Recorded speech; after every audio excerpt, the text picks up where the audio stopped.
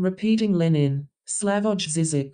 Lenin's choice. The first public reaction to the idea of reactualizing Lenin is, of course, an outburst of sarcastic laughter. Marx is okay, even on Wall Street. There are people who love him today. Marx, the poet of commodities, who provided perfect descriptions of the capitalist dynamics. Marx of the cultural studies, who portrayed the alienation and reification of our daily lives. But Lenin, no, you can't be serious. The working class movement, revolutionary party, and similar zombie concepts. Doesn't Lenin stand precisely for the failure to put Marxism into practice, for the big catastrophe which left its mark on the entire XXth century world politics, for the real socialist experiment which culminated in an economically inefficient dictatorship? So, in the contemporary academic politics, the idea to deal with Lenin is accompanied by two qualifications. Yes, why not? We live in a liberal democracy, there is freedom of thought.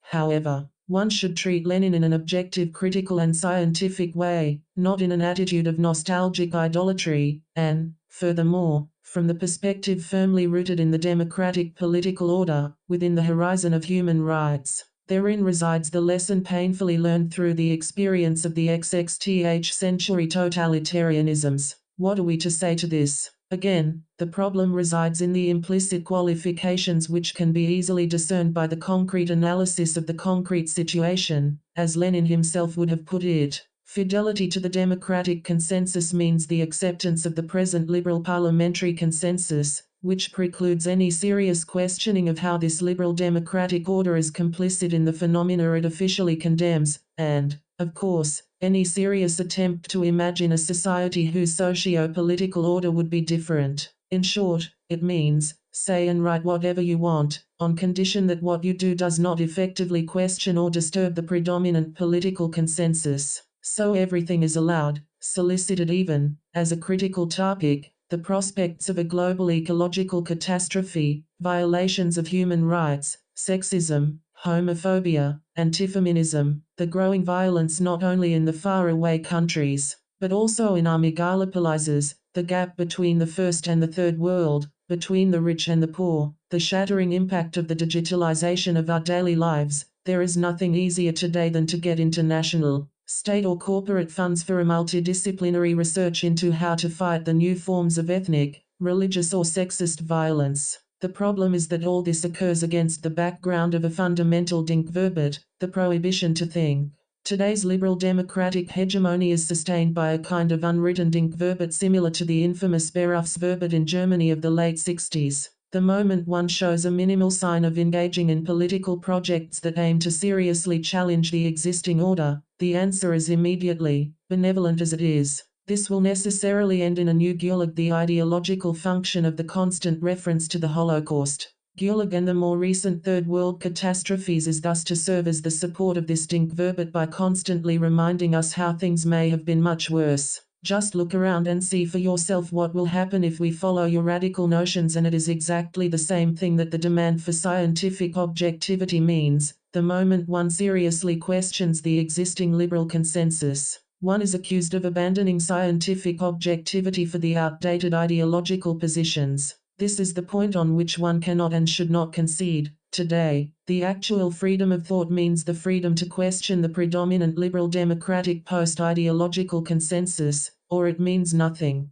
Habermas designated the present era as that of the new Undurchsichtlichkeit, the new opacity. One more than ever, our daily experience is mystifying. Modernization generates new obscurantisms. The reduction of freedom is presented to us as the arrival of new freedoms. In these circumstances, one should be especially careful not to confuse the ruling ideology with ideology which seems to dominate. More than ever, one should bear in mind Walter Benjamin's reminder that it is not enough to ask how a certain theory, or art, declares itself to stay with regard to social struggles. One should also ask how it effectively functions in these very struggles. In sex, the effectively hegemonic attitude is not patriarchal repression, but free promiscuity. In art, provocations in the style of the notorious sensation exhibitions are the norm, the example of the artfully integrated into the establishment. One is therefore tempted to turn around Marx's thesis 11. The first task today is precisely not to succumb to the temptation to act, to directly intervene and change things, which then inevitably ends in a cul-de-sac of debilitating impossibility. What can one do against the global capital, but to question the hegemonic ideological coordinates? If, today, one follows a direct call to act, this act will not be performed in an empty space, it will be an act within the hegemonic ideological coordinates, those who really want to do something to help people get involved in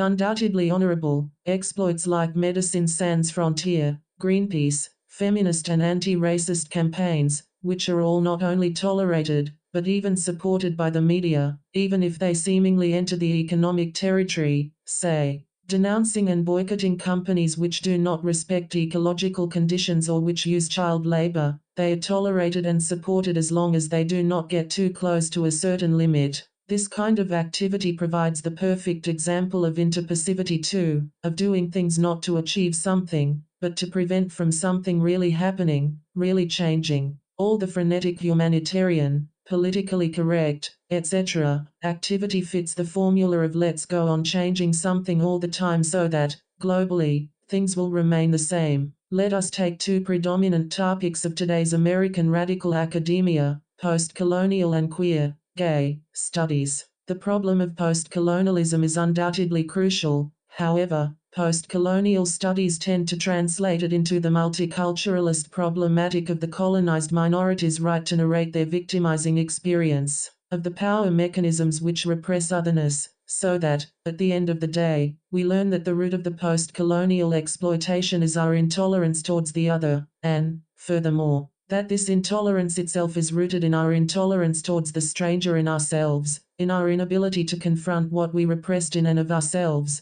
The politico-economic struggle is thus imperceptibly transformed into a pseudo-psychoanalytic drama of the subject unable to confront its inner traumas. The true corruption of the American academia is not primarily financial. It is not only that they are able to buy many European critical intellectuals, myself included, up to a point, but conceptual notions of the European critical theory are imperceptibly translated into the benign universe of the cultural studies chick. My personal experience is that practically all of the radical academics silently count on the long-term stability of the American capitalist model, with the secure tenured position as their ultimate professional goal. A surprising number of them even play on the stock market. If there is a thing they are genuinely horrified of, it is a radical shattering of the, relatively, safe life environment of the symbolic classes in the developed Western societies. Their excessive politically correct zeal when dealing with sexism, racism, third world sweatshops, etc., is thus ultimately a defense against their own innermost identification, a kind of compulsive ritual whose hidden logic is,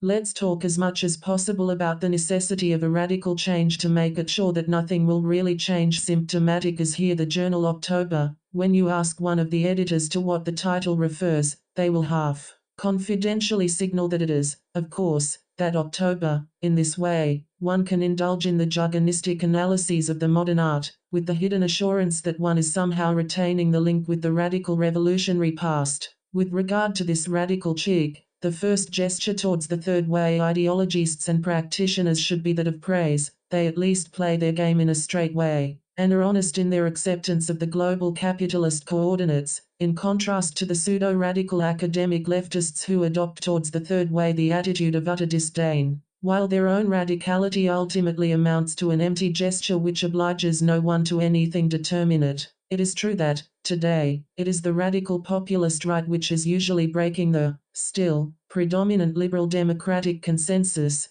gradually rendering acceptable the hitherto excluded topics, the partial justification of fascism, the need to constrain abstract citizenship on behalf of ethnic identity, etc. However, the hegemonic liberal democracy is using this fact to blackmail the left radicals. We shouldn't play with fire. Against the new rightist onslaught, one should more than ever insist on the democratic consensus. Any criticism of it willingly or unwillingly helps the new right. This is the key line of separation. One should reject this blackmail, taking the risk of disturbing the liberal consensus, up to questioning the very notion of democracy. So how are we to respond to the eternal dilemma of the radical left? Should one strategical support center-left figures like Bill Clinton against the conservatives, or should one adopt the stance of it doesn't matter? We shouldn't get involved in these fights. In a way, it is even better if the right is directly in power, since, in this way, it will be easier for the people to see the truth of the situation. The answer is the variation of old Stalin's answer to the question which deviation is worse, the rightist or the leftist one. They are both worse.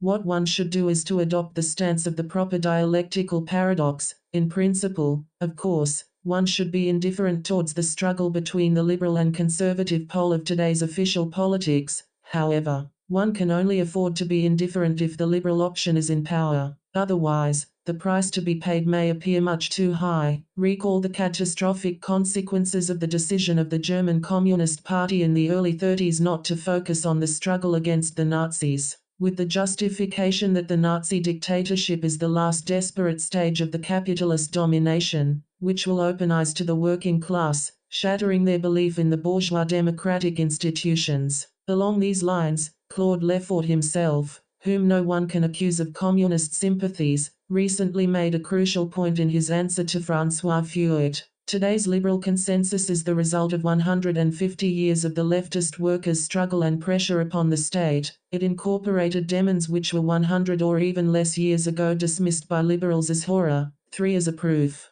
One should just look at the list of the demons at the end of the Communist Manifesto, apart from 2 or 3 of them, which, of course, are the key one. All others are today part of the consensus, at least the disintegrating welfare state one. The universal vote, the right to free education, universal health care and care for the retired, limitation of child labor, interpretation versus formalization. So where are we to begin? In the present climate of the New Age obscurantism, it may appear attractive to reassert the lesson of Lenin's materialism and empiriocriticism. In today's popular reading of quantum physics, as in Lenin's times, the doxa is that science itself finally overcame materialism. Matter is supposed to disappear, to dissolve in the immaterial waves of energy fields, for it is also true, as Lucio Coletti emphasized, that Lenin's distinction between the philosophical and the scientific notion of matter, according to which, since the philosophical notion of matter as reality existing independently of mind precludes any intervention of philosophy into sciences,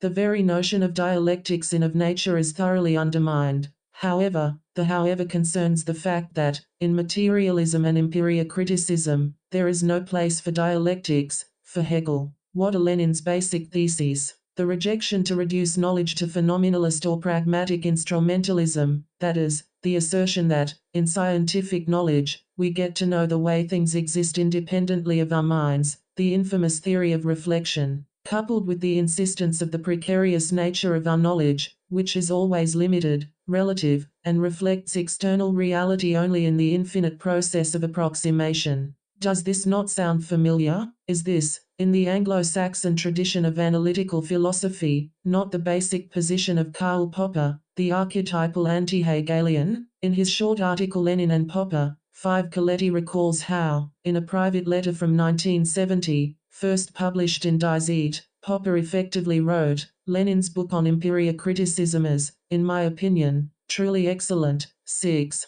This hard materialist core of empiriocriticism persists in the philosophical notebooks from 1915, in spite of Lenin's rediscovery of Hegel. Why? In his notebooks, Lenin is struggling with the same problem as Adorno in his negative dialectics, how to combine Hegel's legacy of the critique of every immediacy, of the subjective mediation of all given objectivity, with the minimum of materialism that Adorno calls the predominance of the objective. This is the reason why Lenin still clings to the theory of reflection according to which the human thought mirrors objective reality. 7 However, both Adorno and Lenin take here the wrong path. The way to assert materialism is not by way of clinging to the minimum of objective reality outside the thought's subjective mediation, but by insisting on the absolute inherence of the external obstacle which prevents thought from attaining full identity with itself. The moment we concede on this point and externalize the obstacle, we regress to the pseudo-problematic of the thought asymptotically approaching the ever-elusive objective reality, never being able to grasp it in its infinite complexity. 8 The problem with Lenin's theory of reflection resides in its implicit idealism. Its very compulsive insistence on the independent existence of the material reality outside consciousness is to be read as a symptomatic displacement.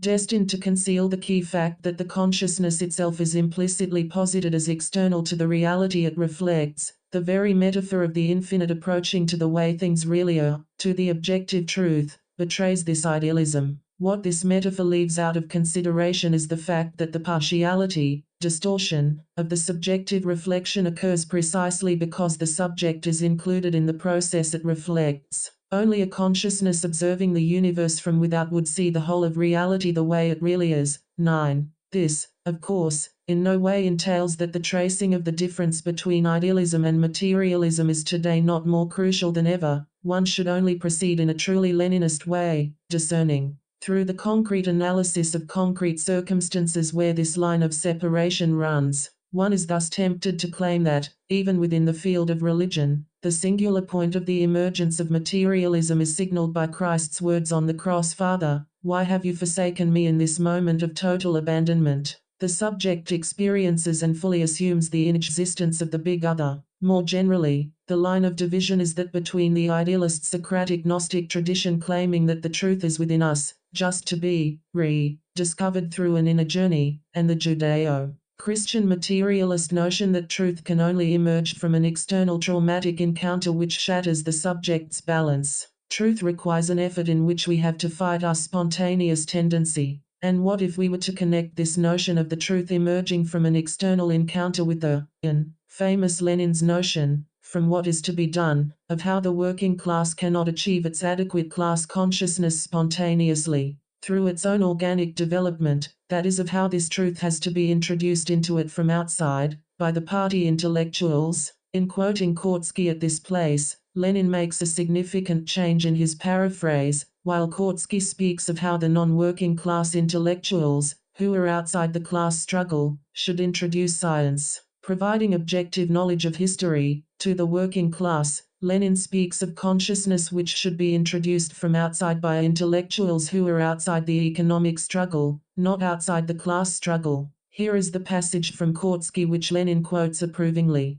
Socialism and class struggle arise side by side and not one out of the other. Each arises under different conditions. The vehicle of science is not the proletariat, but the bourgeois intelligentsia.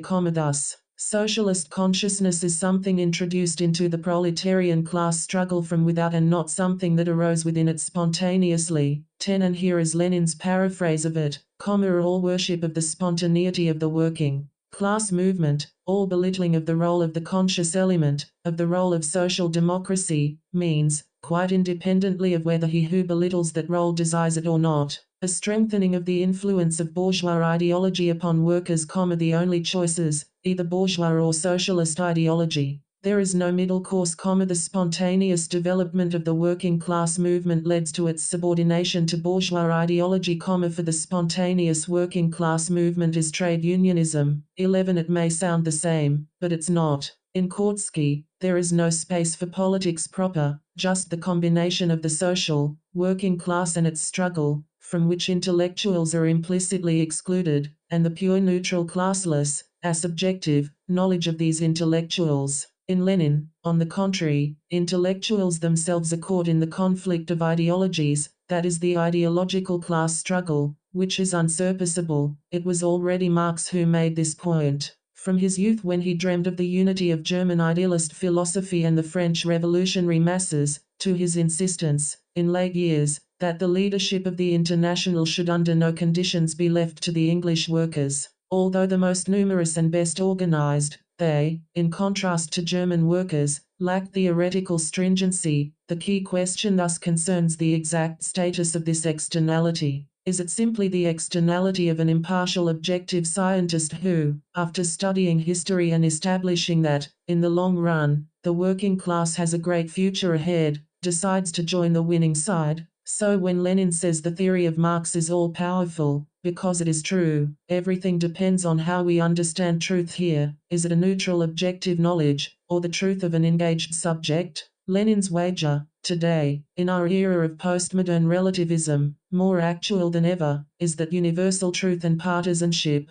the gesture of taking sides, are not only not mutually exclusive, but condition each other, in a concrete situation. Its universal truth can only be articulated from a thoroughly partisan position, truth is by definition one-sided. This, of course, goes against the predominant doxa of compromise, of finding a middle path among the multitude of conflicting interests. Why not, then, shamelessly and courageously endorse the boring standard reproach according to which Marxism is a secularized religion, with Lenin as the Messiah, etc.? Yes, assuming the proletarian standpoint is exactly like making a leap of faith and assuming a full subjective engagement for its cause. Yes, the truth of Marxism is perceptible only to those who accomplish this leap, not to any neutral observers. What the externality means here is that this truth is nonetheless universal, not just the point of view of a particular historical subject. External intellectuals are needed because the working class cannot immediately perceive its own place within the social totality which enables it to accomplish its mission. This insight has to be mediated through an external element. And why not link these two externalities,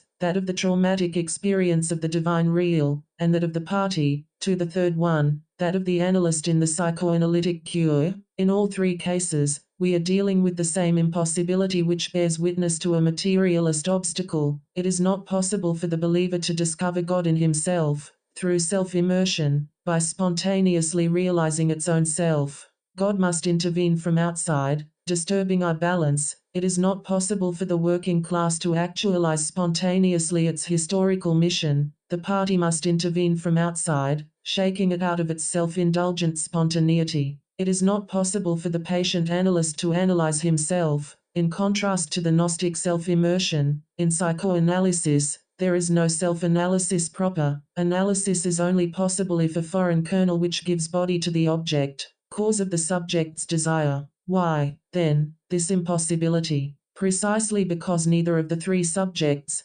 believer, proletarian, analyst, is a self-centered agent of self-mediation, but a decentered agent struggling with a foreign kernel. God, analyst, party, the three forms of the subject supposed to know, of the transferential object, which is why, in all three cases, one hears the claim God analyst the party is always right, and, as it was clear already to Kierkegaard, the truth of this statement is always its negative, man is always wrong. This external element does not stand for objective knowledge, that is, its externality is strictly internal. The need for the party stems from the fact that the working class is never fully itself. In his introduction to the critique of Hegel's philosophy of right, Marx already deploys something like the logic of hegemony, the emergence of a universal class, a particular class which imposes itself as universal, engendering global enthusiasm, standing for society as such against the ancien regime, anti-social crime as such, like bourgeoisie in the French Revolution.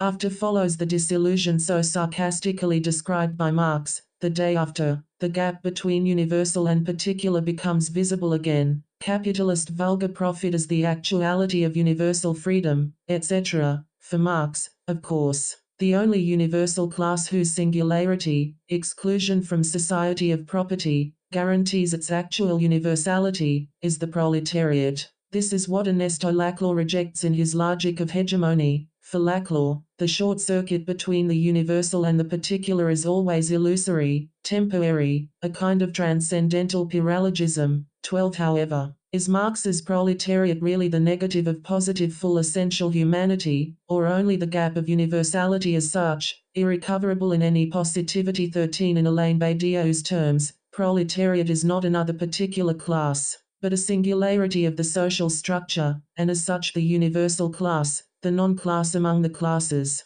What is crucial here is the properly temporal dialectical tension between the universal and the particular. When Marx says that, in Germany, because of the compromised pettiness of the bourgeoisie, it is too late for the partial bourgeois emancipation, and that, because of it, in Germany, the condition of every particular emancipation is the universal emancipation, one way to read this is to see in it the assertion of the universal normal paradigm and its exception. In the normal case, partial, falls. Bourgeois emancipation will be followed by the universal emancipation through the proletarian revolution, while in Germany, the normal order gets mixed up. There is, however, another, much more radical way to read it, the very German exception, the inability of its bourgeoisie to achieve partial emancipation, opens up the space for the possible universal emancipation. The dimension of universality thus emerges, only, where the normal order enchaining the succession of the particulars is perturbed.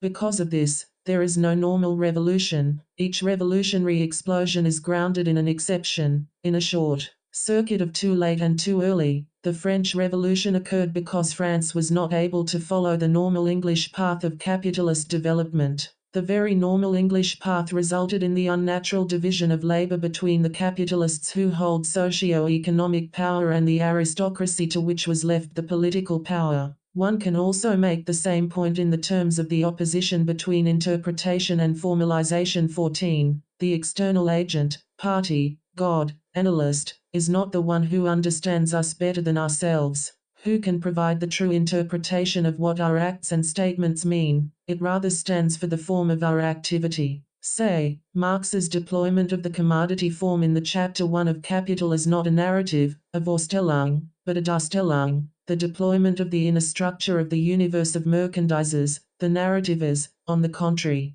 the story of the primitive accumulation. The myth capitalism proposes about its own origins. Along the same lines, Hegel's phenomenology, contrary to Rorty's reading, does not propose a large narrative, but the form of subjectivity. As Hegel himself emphasizes in the foreword, it focuses on the formal aspect. Das Formelle. 15. This is how one should approach the absence of large all-encompassing narratives today. Recall Frederick Jameson's supple description of the deadlock of the dialogue between the Western New Left and the Eastern European dissidents, of the absence of any common language between them. To put it briefly, the East wishes to talk in terms of power and oppression, the West in terms of culture and commodification. There are really no common denominators in this initial struggle for discursive rules, and what we end up with is the inevitable comedy of each side muttering irrelevant replies in its own favorite language. 16. Jameson at the same time insists that Marxism still provides the universal meter, language enabling us to situate and relate all other partial narrativizations interpretations. Is he simply inconsistent? Are there two Jamesons? 1. Postmodern, the theorist of the irreducible multiplicity of the narratives, the other, the more traditional partisan of the Marxist universal hermeneutics. The only way to save Jameson from this predicament is to insist that Marxism is here not the all-encompassing interpretive horizon, but the matrix which enables us to account for, to generate, the multiplicity of narratives and/or interpretations. It is also here that one should introduce the key dialectical distinction between the founding figure of a movement and the later figure who formalized this movement. Ultimately, it was Lenin who effectively formalized Marx by way of defining the party as the political form of its historical intervention, in the same way that St. Paul formalized Christ and Lacan formalized Freud. 17. This formalization is strictly correlative to focusing on the real of an antagonism. Class struggle is not the last horizon of meaning,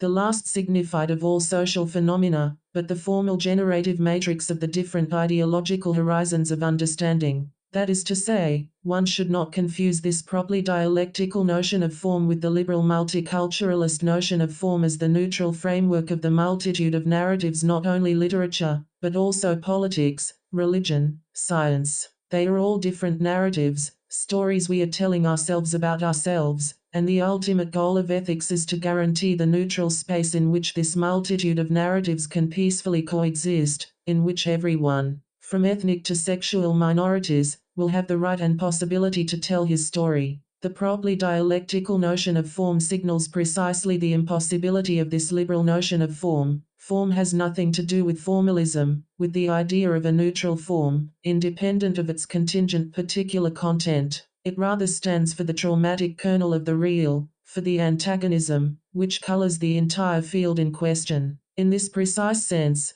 class struggle is the form of the social. Every social phenomenon is overdetermined by it, which means that it is not possible to remain neutral towards it. Of apes and men, Lenin's legacy to be reinvented today is the politics of truth. We live in the postmodern era in which truth claims as such are dismissed as an expression of hidden power mechanisms. As the reborn pseudo-Nietzscheans like to emphasize, truth is a lie which is most efficient in asserting our will to power. The very question, apropos of some statement, is it true, is supplanted by the question under what power conditions can this statement be uttered. What we get instead of the universal truth is the multitude of perspectives, or, as it is fashionable to put it today, of narratives, not only literature, but also politics, religion, science. They are all different narratives, stories we are telling ourselves about ourselves, and the ultimate goal of ethics is to guarantee the neutral space in which this multitude of narratives can peacefully coexist, in which everyone, from ethnic to sexual minorities,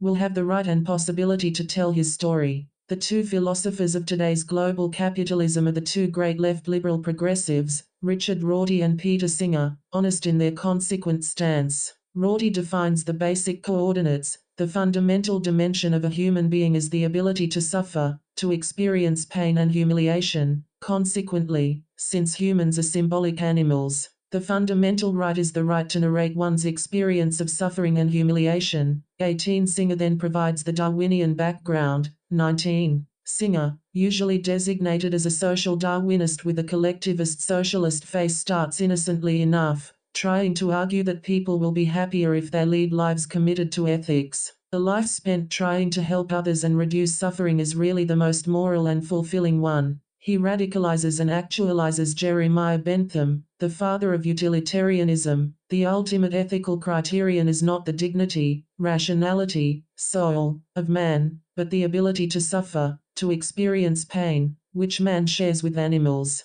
With inexorable radicality, Singer levels the animal-human divide. Better kill an old suffering woman than healthy animals. Look an orangutan straight in the eye and what do you see? An unto distant cousin, a creature worthy of all the legal rights and privileges that humans enjoy. One should thus extend aspects of equality, the right to life, the protection of individual liberties, the prohibition of torture, at least to the non-human great apes, chimpanzees, orangutans, gorillas. Singer argues that speciesism, privileging the human species, is no different from racism. Our perception of a difference between humans and other animals is no less illogical and unethical than our one-time perception of an ethical difference between, say, men and women, or blacks and whites. Intelligence is no basis for determining ethical stature. The lives of humans are not worth more than the lives of animals simply because they display more intelligence. If intelligence were a standard of judgment, Singer points out,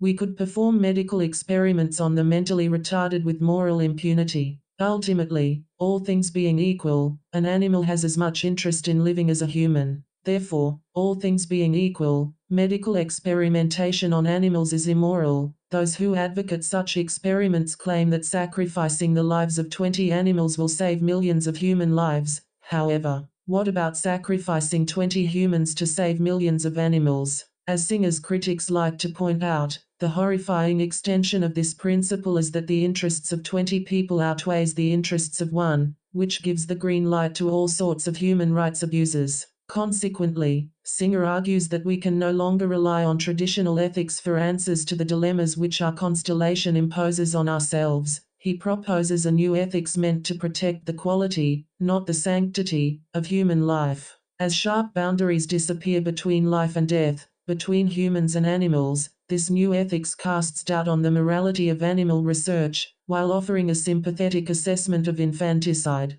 When a baby is born with severe defects of the sort that always used to kill babies, are doctors and parents now morally obligated to use the latest technologies, regardless of cost? No. When a pregnant woman loses all brain function, should doctors use new procedures to keep her body living until the baby can be born? No. Can a doctor ethically help terminally ill patients to kill themselves? Yes. The first thing to discern here is the hidden utopian dimension of such a survivalist stance. The easiest way to detect ideological surplus enjoyment in an ideological formation is to read it as a dream and analyze the displacement at work in it. Freud reports of a dream of one of his patients which consists of a simple scene. The patient is at a funeral of one of his relatives. The key to the dream, which repeats a real-life event from the previous day, is that, at this funeral, the patient unexpectedly encountered a woman, his old love towards whom he still felt very deeply. Far from being a masochistic dream, this dream thus simply articulates the patient's joy at meeting again his old love. Is the mechanism of displacement at work in this dream not strictly homologous to the one elaborated by Frederick Jameson apropos of a science fiction film which takes place in California in the future? After a mysterious virus has very quickly killed a great majority of the population, when the film's heroes wander in the empty shopping malls, with all the merchandises intact at their disposal. Is this libidinal gain of having access to the material goods without the alienating market machinery not the true point of the film, occluded by the displacement of the official focus of the narrative on the catastrophe caused by the virus?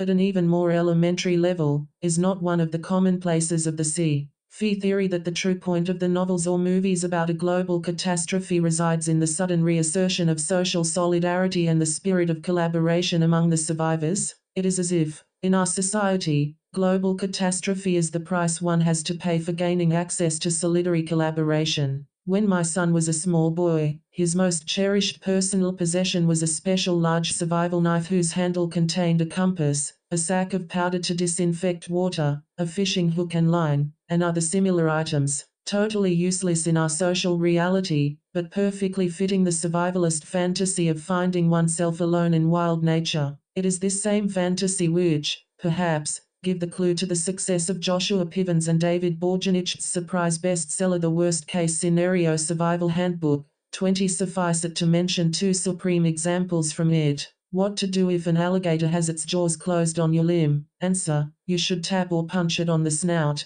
because alligators automatically react to it by opening their mouths. What to do if you confront a lion which threatens to attack you? Answer: try to make yourself appear bigger than you are by opening your coat wide. The joke of the book thus consists in the discord between its enunciated content and its position of enunciation. The situations it describes are effectively serious and the solutions correct. The only problem is, why is the author telling us all this?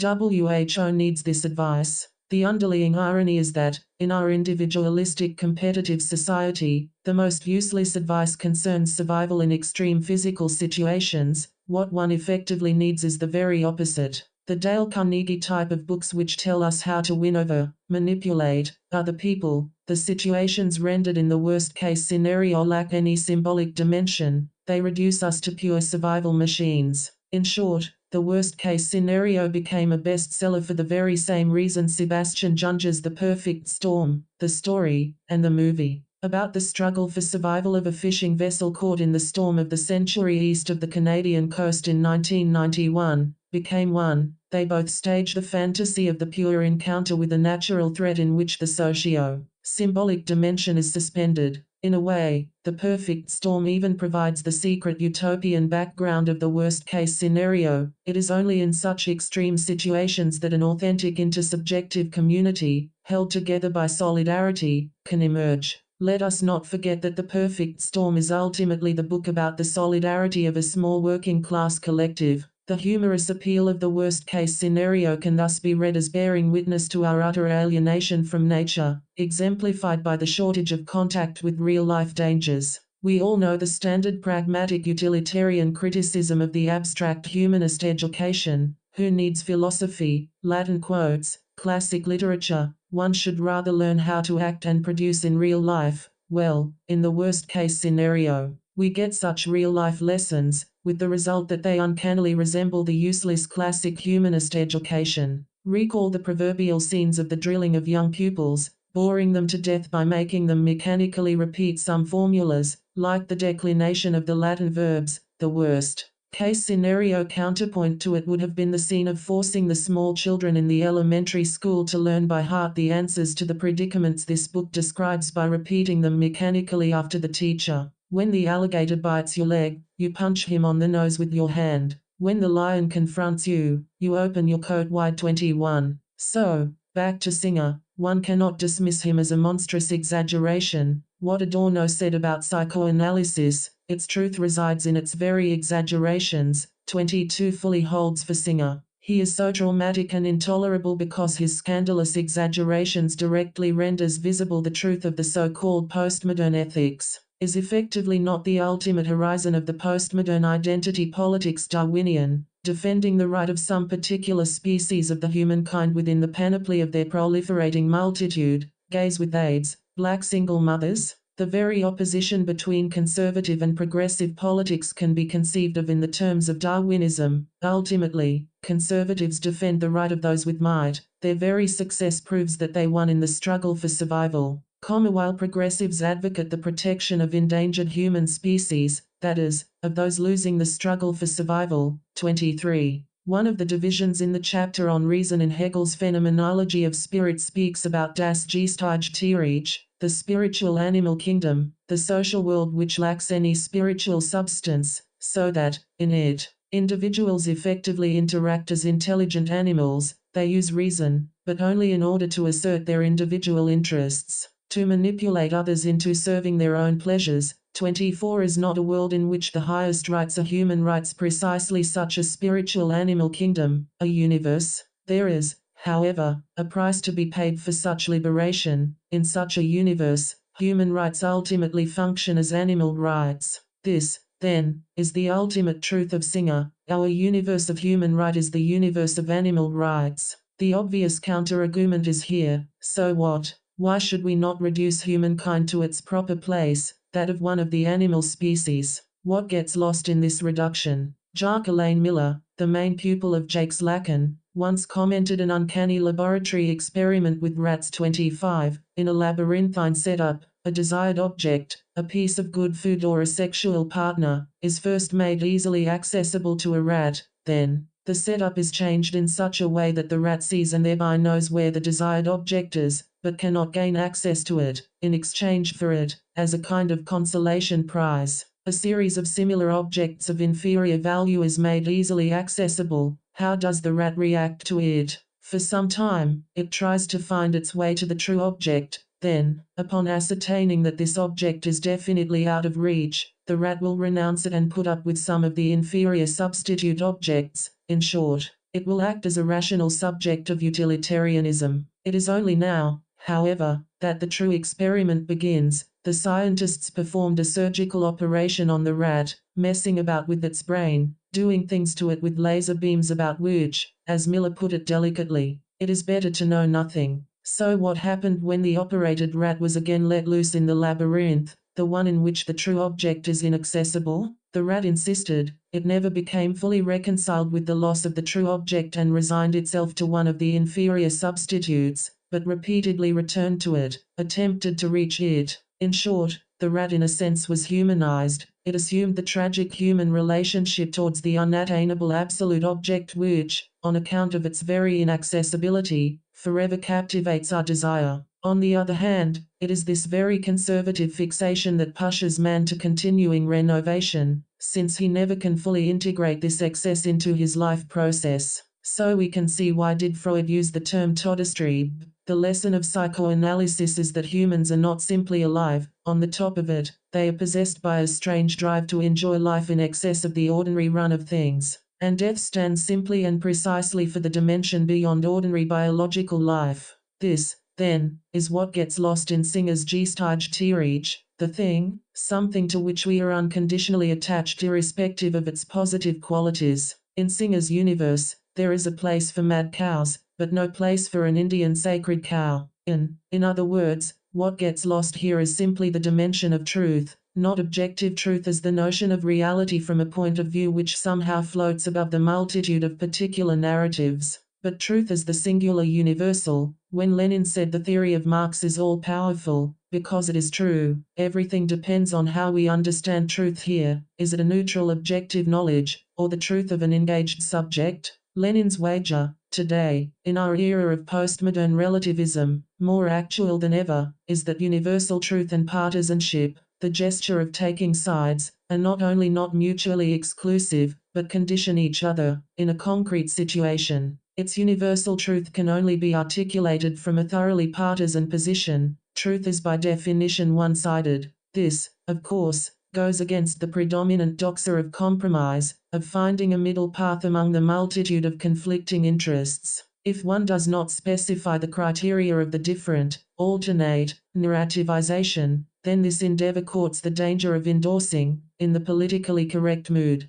ridiculous narratives like those about the supremacy of some aboriginal holistic wisdom, of dismissing science as just another narrative on a par with premodern superstitions. The Leninist narrative to the postmodern multiculturalist right to narrate should thus be an unashamed assertion of the right to truth. When, in the debacle of 1914, all European social democratic parties, with the honorable exception of the Russian Bolsheviks and the Serb Social Democrats, succumbed to the war fervor and voted for the military credits, Lenin's thorough rejection of the patriotic line, in its very isolation from the predominant mood, designated the singular emergence of the truth of the entire situation. In a closer analysis, one should exhibit how the cultural relativism of the right to narrate orientation contains its own apparent opposite, the fixation on the real of some trauma which resists its narrativization. This probably dialectical tension sustains today's the academic Holocaust industry. My own ultimate experience of the Holocaust industry police occurred in 1997 at a round table in the Centre Pompidou in Paris. I was viciously attacked for an intervention in which, among other things, I claimed, against the neoconservatives deploring the decline of faith today, that the basic need of a normal human being is not to believe himself,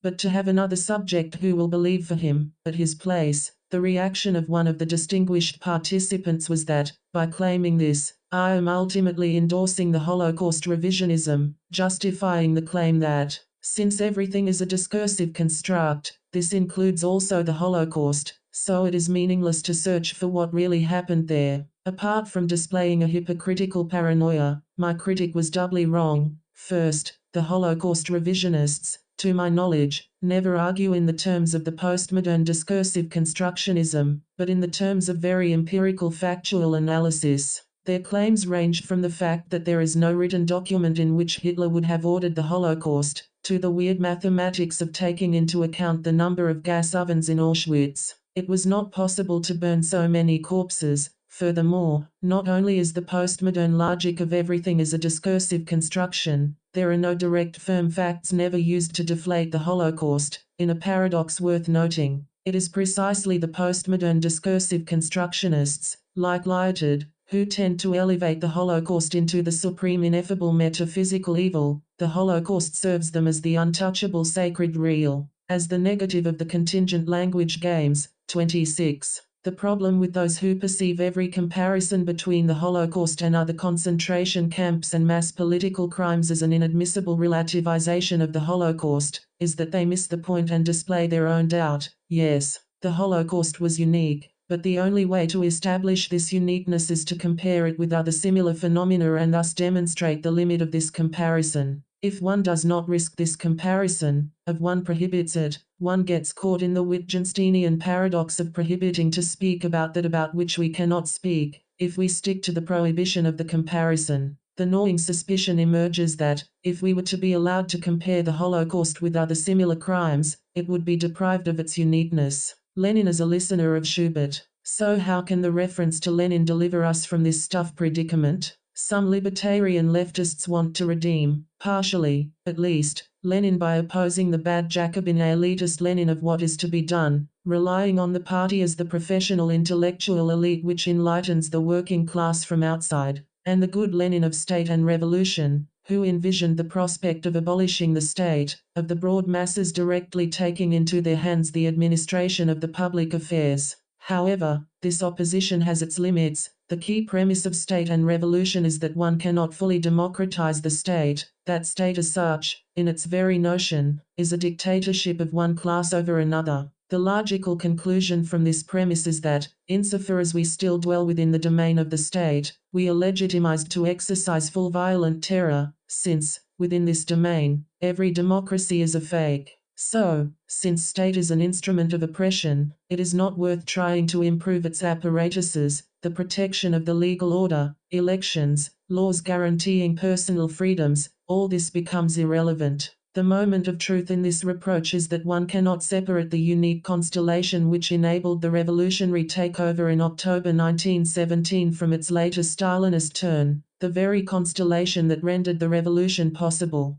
Peasants' dissatisfaction, a well-organized revolutionary elite, etc., led to the Stalinist turn in its aftermath. Therein resides the proper Leninist tragedy. Rosa Luxemburg's famous alternative socialism or barbarism ended up as the ultimate infinite judgment, asserting the speculative identity of the two opposed terms. The really existing socialism was barbarism. 27. In the diaries of Georgy Dimitrov, which were recently published in German, 28, we get a unique glimpse into how Stalin was fully aware what brought him to power, giving an unexpected twist to his well-known slogan that people, cadres, are our greatest wealth. When, at a diner in November 1937, Dimitrov praises the great luck of the international workers, that they had such a genius as their leader, Stalin answers, "I do not agree with him." He even expressed himself in a non-Marxist way, decisive of the middle cadres, the 7th of November 1937. He puts it in an even clearer way a paragraph earlier. Why did we win over Trotsky and others? It is well known that,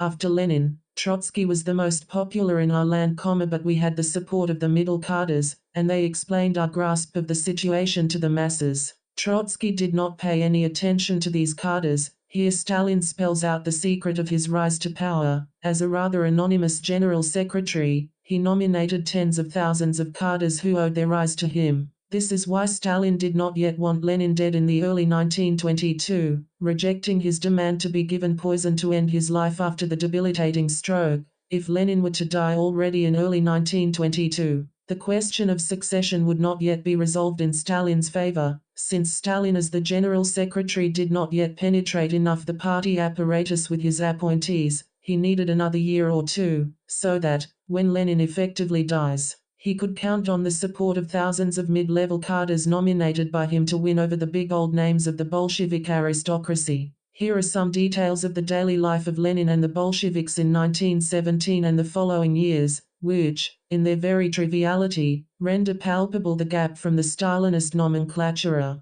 When, in the evening of the 24th of October 1917, Lenin left his flat for the Smolny Institute to coordinate the revolutionary takeover, he took a tram and asked the conductress if there was any fighting going on in the center that day. In the years after the October Revolution, Lenin was mostly driving around in a car only with his faithful driver and bodyguard Gil. A couple of times they were shot at, stopped by the police and arrested. The policemen did not recognize Lenin. Once, after visiting a school in suburbs, even robbed of the car and their guns by bandits posing as police, and then compelled to walk to the nearest police station. When, on the 30th of August 1918, Lenin was shot, this occurred while he got in a conversation with a couple of complaining women in front of a factory he just visited. The bleeding Lenin was driven by Gil to Kremlin, where there were no doctors. So his wife Nadezhda Krupskaya suggested someone should run out to the nearest grocer's shop for a lemon. The standard meal in the Kremlin cantina in 1918 was buckwheat porridge and thin vegetable soup.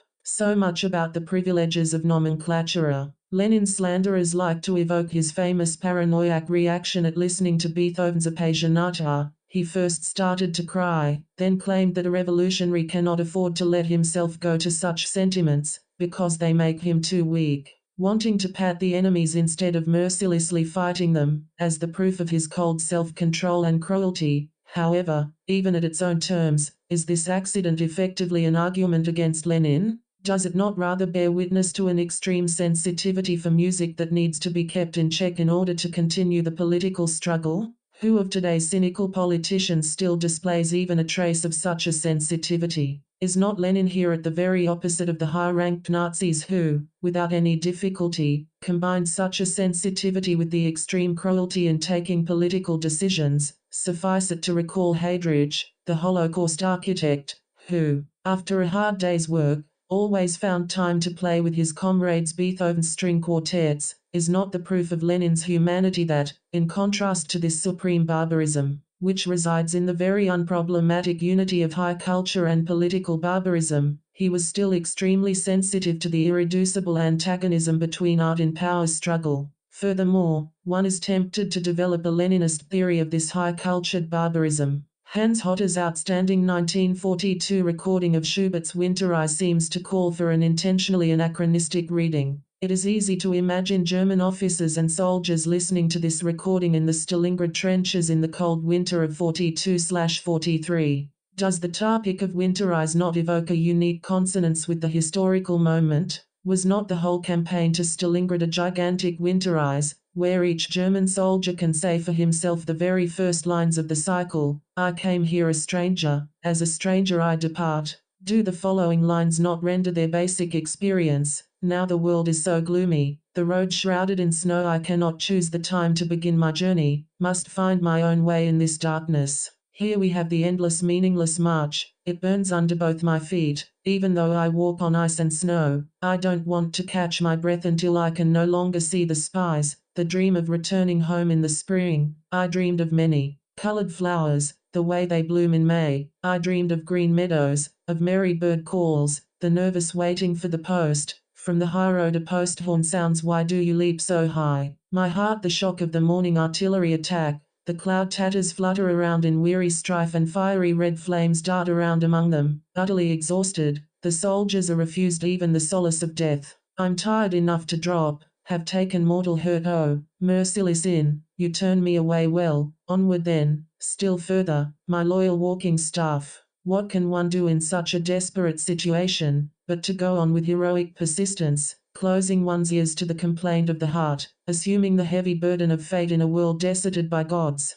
If the snow flies in my face, I shake it off again. When my heart speaks in my breast, I sing loudly and gaily. I don't hear what it says to me. I have no ears to listen. I don't feel when it laments. Complaining is for fools happy through the world along facing wind and weather. If there's no God upon the earth, then we ourselves are gods. The obvious counter-argument is that all this is merely a superficial parallel. Even if there is an echo of the atmosphere and emotions, they are in each case embedded in an entirely different context. In Schubert, the narrator wanders around in winter because the beloved has dropped him, while the German soldiers were on the way to Stalingrad because of Hitler's military plans. However, it is precisely in this displacement that the elementary ideological operation consists. The way for a German soldier to be able to endure his situation was to avoid the reference to concrete social circumstances which would become visible through reflection. What the hell were they doing in Russia? What destruction did they bring to this country? What about killing the Jews? And, instead, to indulge in the romantic bemoaning of one's miserable fate, as if the large historical catastrophe just materializes the trauma of a rejected lover. Is this not the supreme proof of the emotional abstraction, of Hegel's idea that emotions are abstract, an escape from the concrete socio-political network accessible only to thinking? And one is tempted to make here a Leninist step further. In our reading of The Winter Eyes, we did not just link Schubert to a contingent later historical catastrophe, we did not just try to imagine how this song cycle resonated to the embattled German soldiers in Stalingrad. What if the link to this catastrophe enables us to read what was wrong in the Schubertian romantic position itself? What if the position of the romantic tragic hero, narcissistically focused on his own suffering and despair, elevating them into a source of perverted pleasure, is already in itself a fake one, an ideological screen masking the true trauma of the larger historical reality? One should thus accomplish the properly Hegelian gesture of projecting the split between the authentic original and its later reading colored by contingent circumstances back into the authentic original itself. What at first appears the secondary distortion, a reading twisted by the contingent external circumstances, tells us something about what the authentic original itself not only represses, leaves out, but had the function to repress. Therein resides the Leninist answer to the famous passage from the introduction to the Grundriss manuscript, in which Marx mentions how easy it is to explain Homer's poetry from its unique historical context. It is much more difficult to explain its universal appeal. That is why it continues to give us artistic pleasure long after its historical context disappeared. 29. This universal appeal is based in its very ideological function of enabling us to abstract from our concrete ideologico-political constellation by way of taking refuge in the universal, emotional, content. So, far from signaling some kind of trans-ideological heritage of the humankind, the universal attraction of Homer relies on the universalizing gesture of ideology. Enter Naus, if they kill me. In what, then, resides Lenin's greatness? Recall Lenin's shock when, in the fall of 1914, the Social Democratic parties adopted the patriotic line. Lenin even thought that the issue of Vorwärts, the daily newspaper of the German social democracy, which reported how Social Democrats in Reichstag voted for the military credits, was a forgery of the Russian secret police destined to deceive the Russian workers. In that era of the military conflict that cut in half the European continent, how difficult it was to reject the notion that one should take sides in this conflict, and to fight against the patriotic fervor in one's own country. How many great minds, inclusive of Freud, succumbed to the nationalist temptation, even if only for a couple of weeks. This shock of 1914 was, in Badiou's terms, a disaster, a catastrophe in which an entire world disappeared, not only the idyllic bourgeois faith in progress, but also the socialist movement which accompanied it. Lenin himself, the Lenin of what is to be done, lost the ground under his feet. There is, in his desperate reaction, no satisfaction, no I told you so. This the moment of Verzweiflung. This catastrophe opened up the site for the Leninist event, for breaking the evolutionary historicism of the Second International, and only Lenin was the one at the level of this opening, the one to articulate the truth of this catastrophe. 30 Through this moment of despair, the Lenin who, through reading Hegel, was able to detect the unique chance for revolution, was born. His state and revolution is strictly correlative to this shattering experience. Lenin's full subjective engagement in it is clear from this famous letter to Kamenev from July 1917. Enter Naus. If they kill me, I ask you to publish my notebook Marxism and the State, stuck in Stockholm. It is bound in a blue cover. It is a collection of all the quotations from Marx and Engels, likewise from Kautsky against Pannekoek. There is a series of remarks and notes, formulations. I think with a week's work it could be published. I consider it imp for not only Plekhanov but also Kautsky got it wrong. Condition, all this is enter Naus. 31 The existential engagement is here extreme, and the kernel of the Leninist utopia arises out of the ashes of the catastrophe of 1914, in his settling of the accounts with the Second International Orthodoxy. The radical imperative to smash the bourgeois state, which means the state as such, and to invent a new communal social form without a standing army, police or bureaucracy, in which all could take part in the administration of the social matters. This was for Lenin no theoretical project for some distant future. In October 1917, Lenin claimed that we can at once set in motion a state apparatus constituting of 10 if not 20 million people. 32 This urge of the moment is the true utopia. One cannot overestimate the explosive potential of the state and revolution. In this book, the vocabulary and grammar of the Western tradition of politics was abruptly dispensed with.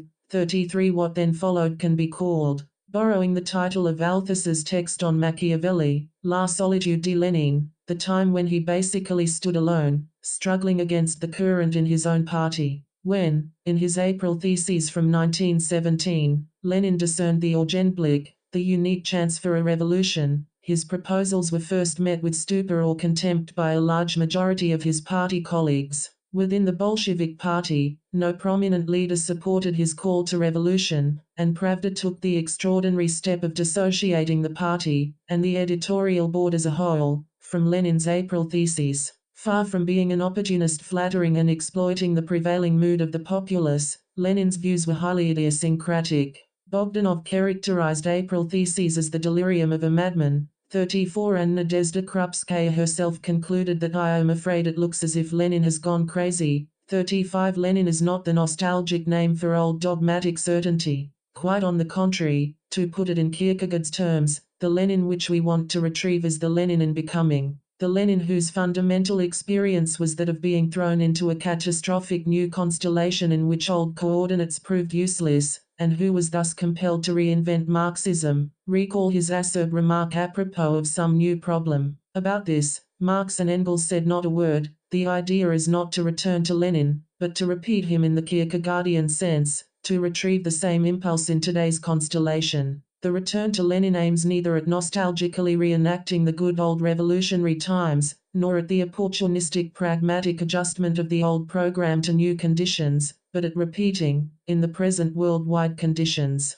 the Leninist gesture of reinventing the revolutionary project in the conditions of imperialism and colonialism. More precisely, after the politico-ideological collapse of the long era of progressism in the catastrophe of 1914. Eric Hobsbawm defined the concept of the XXth century as the time between 1914, the end of the long peaceful expansion of capitalism, and 1990, the emergence of the new form of global capitalism after the collapse of the really existing socialism. What Lenin did for 1914, we should do for 1990. Lenin stands for the compelling freedom to suspend the stale existing, post-ideological coordinates, the debilitating Denkverbot in which we live. It simply means that we are allowed to think again. One of the standard accusations against Lenin is that, insensible for the universal human dimension, he perceived all social events through the lenses of the class struggle, of us against them. However, Lenin's appeals against the patriotic fervor during the World War are not an exemplary case of practicing what Elaine Badiou 36 calls the universal function of humanity, which has nothing whatsoever to do with so-called humanism. This humanity is neither a notional abstraction, nor the pathetic imaginary assertion of the all-encompassing brotherhood,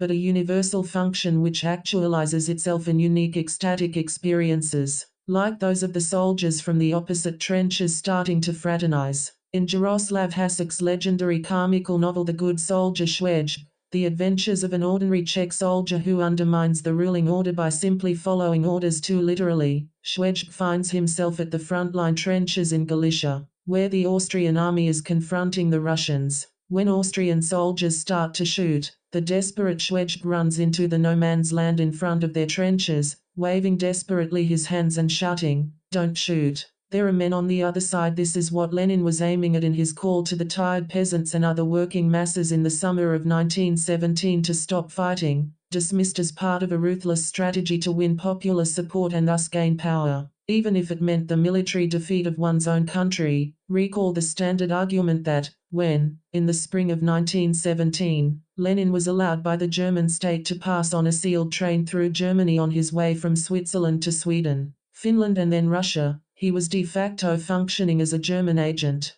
There is a long literary tradition of elevating the face-to-face encounter with an enemy soldier as the authentic war experience. See the writings of Ernst Junger, who celebrated such encounters in his memoirs of the trench attacks in World War I. Soldiers often fantasize about killing the enemy soldier in a face-to-face confrontation, looking him into the eyes before stabbing him. The singular experience of humanity occurs when the mystique of such a face-to-face encounter is rendered meaningless. The same sublime moment of solidarity took place in the battle for Stalingrad, when, on New Year's Eve of December 31, 1942, Russian actors and musicians visited the besieged city to entertain the troops. The violinist Mikhail Goldstein went to the trenches to perform a one-man concert for the soldiers. The melodies he created drifted out through loudspeakers to the German trenches and the shooting suddenly ceased. In the eerie quiet, the music flowed from Goldstein's dipping bow. When he finished, a hushed silence hung over the Russian soldiers.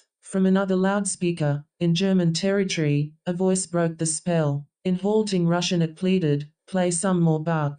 "We won't shoot." Goldstein picked up his violin and started a lively Bach gavotte. 37 This same experience of humanity, of the meaninglessness of the conflict we are engaged in, can also take a much more mundane shape, that of a simple exchange of gazes which tells everything. During one of the anti-apartheid demonstrations in the old South Africa, when a troop of white policemen was dispersing and pursuing black demonstrators, a policeman was running after a black lady, a rubber truncheon in his hand. Unexpectedly, the lady lost one of her shoes. Automatically obeying his good manners, the policeman picked up the shoes and gave it to her. At this moment, they exchanged glances and both became aware of the inanity of their situation. After such a gesture of politeness, that is after handling her the lost shoe and waiting for her to put it on again, it was simply impossible for him to continue to run after her and to hit her with the truncheon. So, after politely nodding at her, the policeman turned around and walked away. The moral of this story is not that the policeman suddenly discovered his innate goodness, that is, we are not dealing here with the case of natural goodness winning over the racist ideological training. On the contrary, in all probability,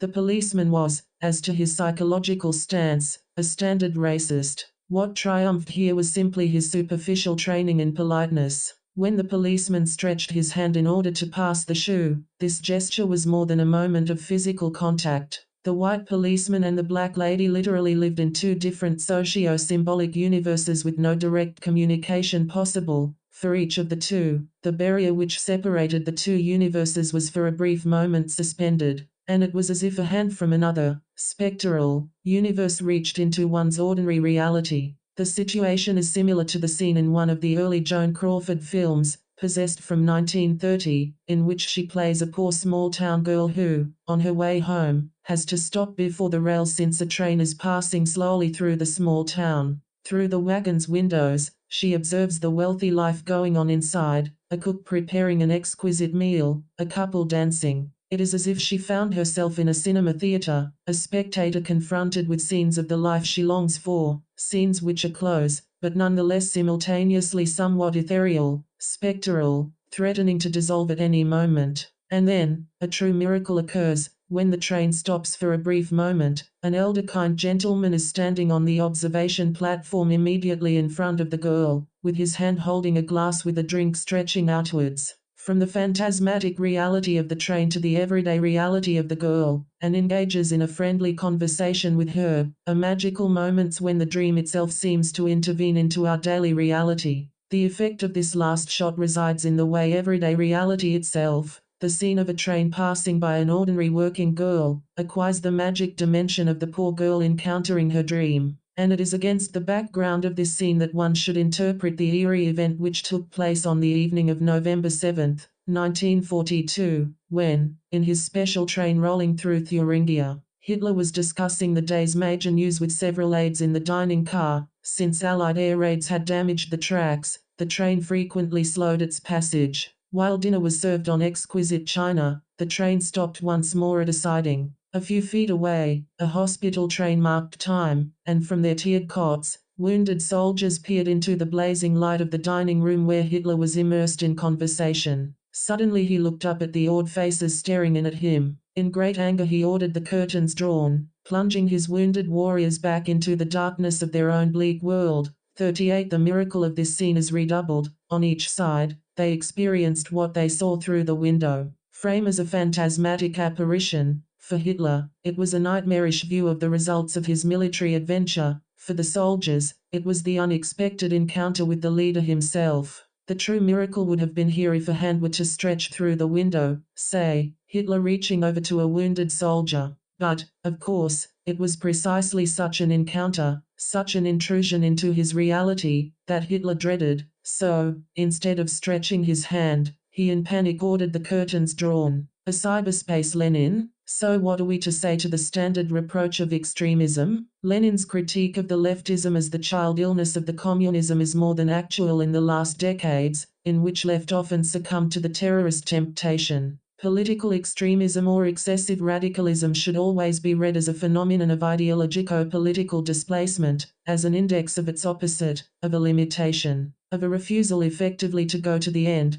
What was the Jacobins' recourse to radical terror if not a kind of hysterical acting out bearing witness to their inability to disturb the very fundamentals of economic order, private property, etc.? And does the same not go even for the so-called excesses of political correctness? Do they also not display the retreat from disturbing the effective, economic etc., courses of racism and sexism? Perhaps, then, the time has come to render problematic the standard topos, shared by practically all the postmodern leftists, according to which political totalitarianism somehow results from the predominance of material production and technology over the intersubjective communication and or symbolic practice. As if the root of the political terror resides in the fact that the principle of instrumental reason, of the technological exploitation of nature, is extended also to society, so that people are treated as raw stuff to be transformed into a new man. What if it is the exact opposite which holds? What if political terror signals precisely that the sphere of material production is denied in its autonomy and subordinated to political logic? Is it not that all political terror, from Jacobins to Maoist cultural revolution, presupposes the foreclosure of production proper, its reduction to the terrain of political battle? Recall Badiou's exalted defense of terror in the French Revolution, in which he quotes the justification of the guillotine for Lavoisier. La République n'a pas de besoin de savants. The Republic has no need for scientists. Badiou's thesis is that the truth of this statement emerges if we cut it short, depriving it of its caveat. La République n'a pas de besoins. The Republic has no needs. The Republic gives body to the purely political logic of equality and freedom which should follow its path with no consideration for the servicing of goods destined to satisfy the needs of the individuals. 39 In the revolutionary process proper, freedom becomes an end in itself, caught in its own paroxysm. This suspension of the importance of the sphere of economy, of the material production, brings Badiou close to Hannah Arendt, for whom, in a strict homology to Badiou, freedom is opposed to the domain of the provision of services and goods, of the maintenance of households and the exercise of administration, which do not belong to politics proper. The only place for freedom is the communal political space.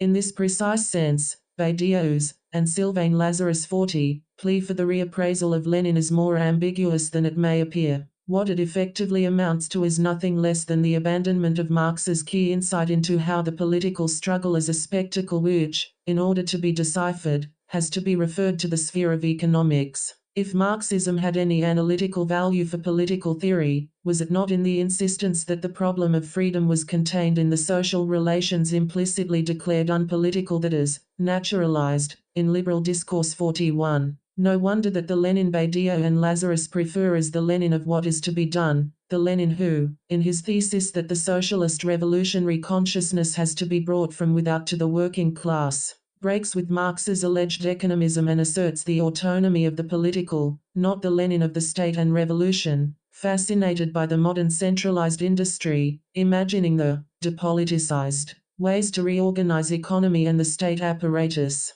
What all the new French, or French-oriented, theories of the political, from Baliba through Rancière and Badiou to Laclau and Mauve, aim at is, to put it in the traditional philosophical terms, the reduction of the sphere of economy, of the material production, to an ontic sphere deprived of the ontological dignity. Within this horizon, there is simply no place for the Marxian critique of political economy. The structure of the universe of commodities and capital in Marx's Capital is not just that of a limited empirical sphere, but a kind of socio-transcendental a priori, the matrix which generates the totality of social and political relations. The relationship between economy and politics is ultimately that of the well-known visual paradox of the two faces or a vase. One either sees the two faces or a vase, never both of them. One has to make a choice. 42. In the same way, one either focuses on the political, and the domain of economy is reduced to the empirical servicing of goods, or one focuses on economy, and politics is reduced to a theatre of appearances,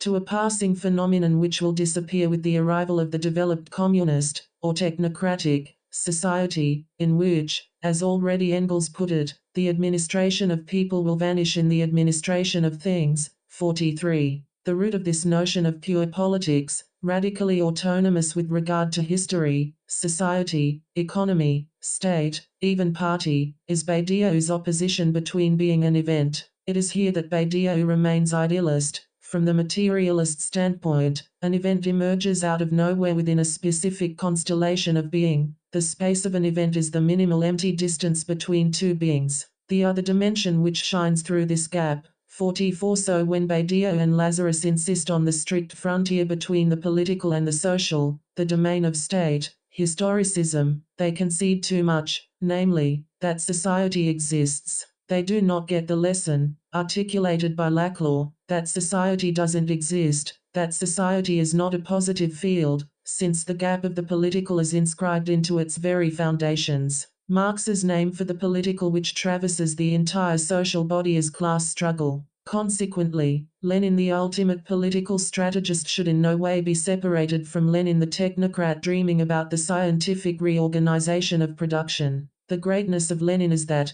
although he lacked the proper conceptual apparatus to think these two levels together, he was aware of the urgency to do it, an impossible, yet necessary, task. 45. What we are dealing with here is another version of the Lacanian il n'aurait pas de rapport. If, for Lacan, there is no sexual relationship, then, for Marxism proper, there is no relationship between economy and politics, no meta language enabling us to grasp from the same neutral standpoint the two levels, although, or, rather, because, these two levels are inextricably intertwined. The political class struggle takes place in the very midst of economy. Recall that the very last paragraph of Capital III, where the text abruptly stops, tackles the class struggle, while, at the same time, the domain of economy serves as the key enabling us to decode political struggles. No wonder that the structure of this impossible relationship is that of the Mobius band. First, we have to progress from the political spectacle to its economic infrastructure. Then, in the second step,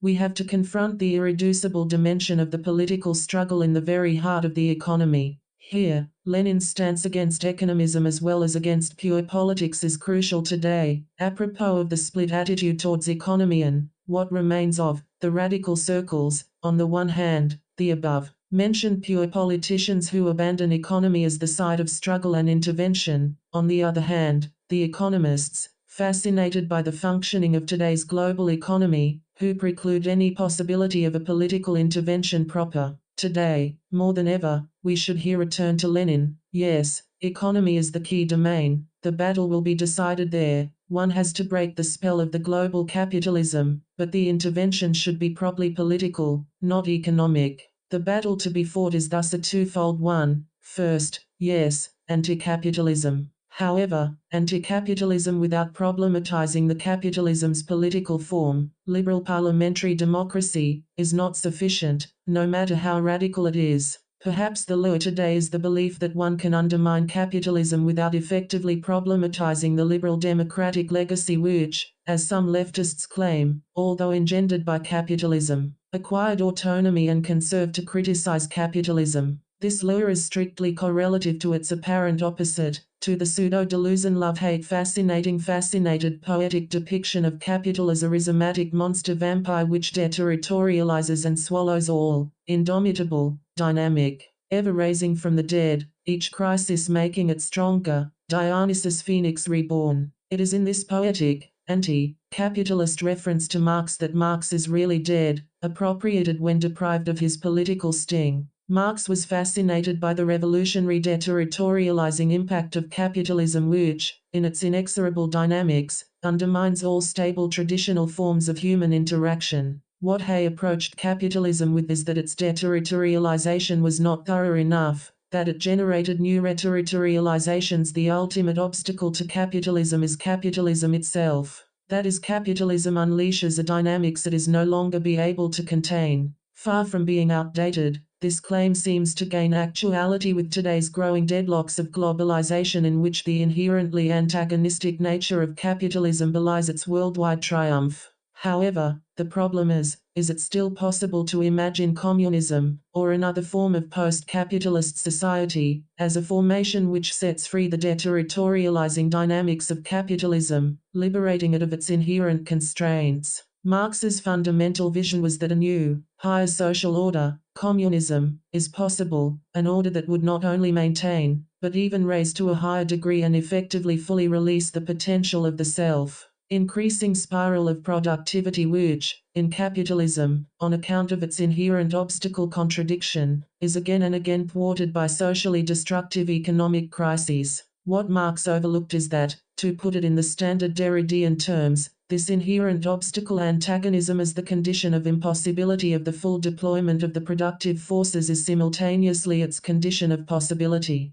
If we abolish the obstacle, the inherent contradiction of capitalism, we do not get the fully unleashed drive to productivity finally delivered of its impediment. But we lose precisely this productivity that seemed to be generated and simultaneously thwarted by capitalism, if we take away the obstacle. The very potential thwarted by this obstacle dissipates. Therein would reside a possible Lacanian critique of Marx, focusing on the ambiguous overlapping between surplus value and surplus enjoyment. 46. While this constant self-propelling revolutionizing still holds for the high Stalinism with its total productive mobilization, the stagnant late real socialism legitimizes itself, between the lines, at least, as a society in which one can live peacefully, avoiding the capitalist competitive stress. This was the last line of defense when, from the late 60s onwards, after the fall of Khrushchev, the last enthusiast who, during his visit to the US, prophesied that your grandchildren will be communists, it became clear that the real socialism was losing the competitive edge in its war with capitalism. So the stagnant late real socialism in a way already was socialism with a human face, silently abandoning great historical tasks. It provided the security of the everyday life going on in a benevolent boredom. Today's nostalgia for the defunct socialism mostly consists in such a conservative nostalgia for the self-satisfied constrained way of life. Even the nostalgic Capitalist artists from Peter Hand to Joseph Guy celebrate this aspect of socialism, the absence of stressful mobilization and frantic commodification. Of course, this unexpected shift tells us something about the deficiency of the original Marxist project itself. It points towards the limitation of its goal of unleashed productive mobilization. Capitalism is not just a historical epoch among others. In a way, the once fashionable and today forgotten Francis Fukuyama was right. Global capitalism is the end of history, a certain excess which was as it were kept under check in previous history, perceived as a localizable perversion, as an excess, a deviation, is in capitalism elevated into the very principle of social life. In the speculative movement of money begetting more money, of a system which can survive only by constantly revolutionizing its own conditions, that is to say, in which the thing can only survive as its own excess, constantly exceeding its own normal constraints. Let us take the case of consumption. Before modernity, we were dealing with the direct opposition between moderate consumption and its excess, gluttony, etc. With capitalism, the excess, the consumption of useless things, becomes the rule. That is, the elementary form of buying is the act of buying things we do not really need, and, perhaps, it is only today, in the global capitalism in its post-industrial digitalized form, that, to put it in Hegelian terms, the really existing capitalism is reaching the level of its notion. Perhaps one should follow again Marx's old anti-evolutionist motto, incidentally, taken verbatim from Hegel, that the anatomy of man provides the key for the anatomy of a monkey, that is that,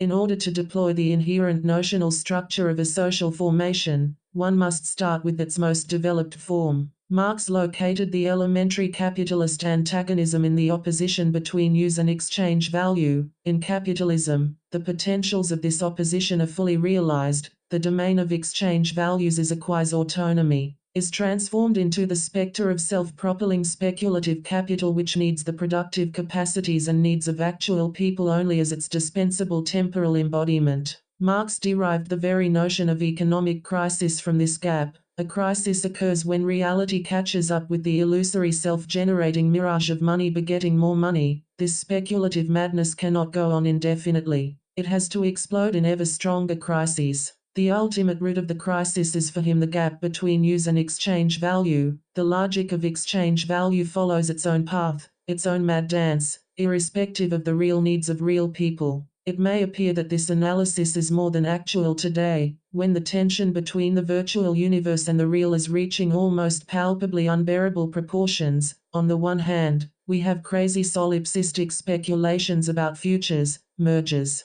etc., following their own inherent logic. On the other hand, reality is catching up in the guise of ecological catastrophes, poverty, the third world collapse of social life, the mad cow disease. This is why cyber-capitalists can appear as the paradigmatic capitalists today. This is why Bill Gates can dream of the cyberspace as providing the frame for what he calls frictionless capitalism. What we have here is an ideological short circuit between the two versions of the gap between reality and virtuality, the gap between real production and virtual spectral domain of the capital, and the gap between experiential reality and virtual reality of cyberspace. It effectively seems that the cyberspace gap between my fascinating screen persona and the miserable flesh which is me off the screen translates into the immediate experience, the gap between the real of the speculative circulation of the capital and the drab reality of impoverished masses. However, is this recourse to reality which will sooner or later catch up with the virtual game, really the only way to operationalize a critique of capitalism? What if the problem of capitalism is not this solipsistic mad dance, but precisely the opposite,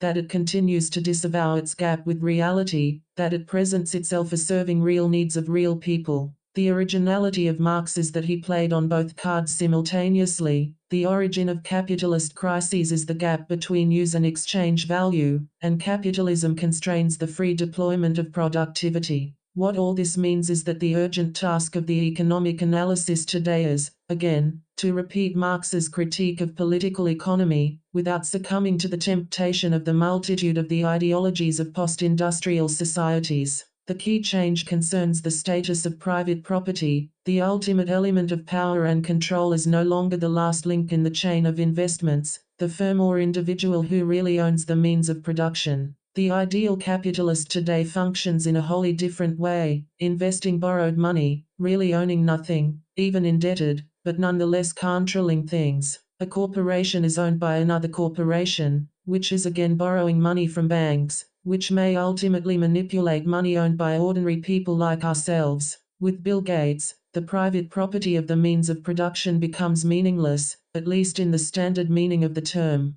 The paradox of this virtualization of capitalism is ultimately the same as that of the electron in the elementary particle physics. The mass of each element in our reality is composed of its mass at rest plus the surplus provided by the acceleration of its movement. However, an electron's mass at rest is zero. Its mass consists only of the surplus generated by the acceleration of its movement, as if we are dealing with a nothing which acquires some deceptive substance only by magically spinning itself into an excess of itself. Does today's virtual capitalist not function in a homologous way? His net value is zero. He directly operates just with the surplus, borrowing from the future 47. So where is Lenin in all this? According to the predominant doxa, in the years after the October Revolution, Lenin's decline of the faith in the creative capacities of the masses led him to emphasize the role of science and the scientists, to rely on the authority of the expert. He hailed the beginning of that very happy time when politics will recede into the background,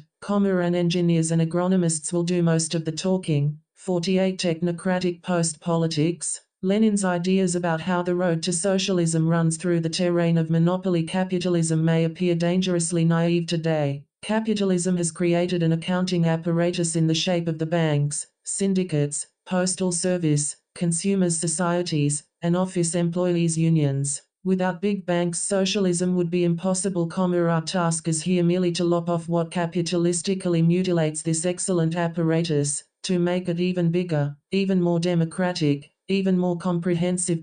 This will be country-wide bookkeeping, country-wide accounting of the production and distribution of goods. This will be, so to speak, something in the nature of the skeleton of socialist society. 49 Is this not the most radical expression of Marx's notion of the general intellect regulating all social life in a transparent way, of the post-political world in which administration of people is supplanted by the administration of things? It is, of course, easy to play against this. Quote the tune of the Critique on Instrumental Reason and Administered World Verwaltet Welt. The totalitarian potentials are inscribed in this very form of total social control. It is easy to remark sarcastically how, in the Stalinist epoch, the apparatus of social administration effectively became even bigger. Furthermore, is this post-political vision not the very opposite of the Maoist notion of the eternity of the class struggle? Everything is political?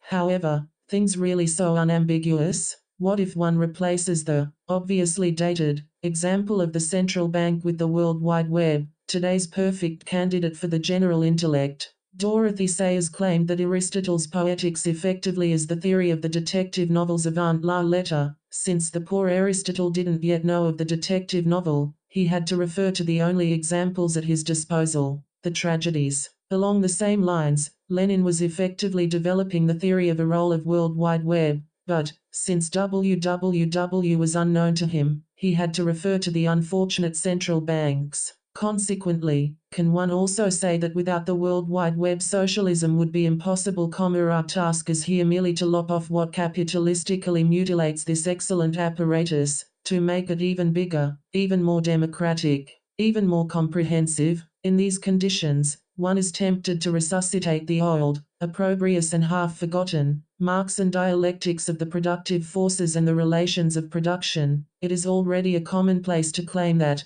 ironically, it was this very dialectics which buried the really existing socialism. Socialism was not able to sustain the passage from industrial to post-industrial economy. However, does capitalism really provide the natural frame of the relations of production for the digital universe? Is there not in the World Wide Web an explosive potential also for capitalism itself? Is not the lesson of the Microsoft monopoly precisely the Leninist one? Instead of fighting its monopoly through the state apparatus, recall the court-ordered split of the Microsoft Corporation. Would it not be more logical just to socialize it, rendering it freely accessible? 50. So what about the basic reproach according to which Lenin is irrelevant for us today because he remained stuck within the horizon of the industrial mass production? Recall his celebration of Fordism. The first thing to do here is to ask the elementary question, what is a factory? Leslie Kaplan's essay poem LX's Usign, 51, with its description of the hell of the factory life, renders palpable the dimension overlooked in the standard Marxist depictions of the workers' alienation. Kaplan opposes the self-enclosed universe of the factory to the open environment of the previous work process. The factory space is a timeless space in which fiction and reality ultimately coincide. That is, the very reality of this space functions as the phantasmatic space cut off from its environs. What is lacking in this space is the full background noise which provides the life-world context to human individuals. In a factory, as Kaplan puts it, instead of the rich tapestry of the background environment, there is only a whiteness. In short, it is as if, when we are in a factory, we enter an artificial universe which is deprived of the substantial wealth of the real-life texture. In this space, historical narrative, memory itself is threatened, workers are cut off their ancestral roots, and this also affects their utopian potentials themselves, reduced to robots endlessly repeating the same mechanical gestures. They lose the very capacity to dream, to devise projects of alternate reality. What they experience is no longer the nostalgia for a determinate past, say, of their previous more organic farmers' lives, but, as Kaplan puts it perspicuously, the absolute nostalgia for an empty otherness whose sole positive content is, again, the factory life itself, say, the empty corridors of a factory. So, within these coordinates, what does the passage from the factory production to the post-industrial production in which workers are again isolated and can even work at home, behind their computer screen, mean? The disabling alternative of today's Marxism is, what to do apropos of the growing importance of the immaterial production today, cyber workers? Do we insist that only those involved in real material production are the working class, or do we accomplish the fateful step of accepting that the symbolic workers are the true proletarians today? One should resist this step, because it obfuscates the division between immaterial and material production, the split in the working class between, as a rule geographically separated, cyber workers and material workers, programmers in the US or India, the sweatshops in China or Indonesia. Perhaps, it is the figure of the unemployed, jobless, who stands for the pure proletarian today. The unemployed's substantial determination remains that of a worker, but they are prevented from actualizing it or to renounce it. So they remain suspended in the potentiality of workers who cannot work. Perhaps, we are today in a sense all jobless. Jobs tend to be more and more based on short-term contracts, so that the jobless state is the rule, the zero level, and the temporary job the exception. The key antagonism of the so-called new, digital, industries is thus, how to maintain the form of private property, within which only the logic of profit can be maintained. See also the Napster problem, the free circulation of music. And do the legal complications in biogenetics not point in the same direction? The key element of the new international trade agreements is the protection of intellectual property. Whenever, in a merger, a big first world company takes over a third world company, the first thing they do is close down the research department. Phenomena emerge here which bring the notion of property to extraordinary dialectical paradoxes. In India, the local communities suddenly discover that medical practices and materials they are using for centuries are now owned by American companies, so they should be bought from them. With the biogenetic companies patentizing genes, we are all discovering that parts of ourselves,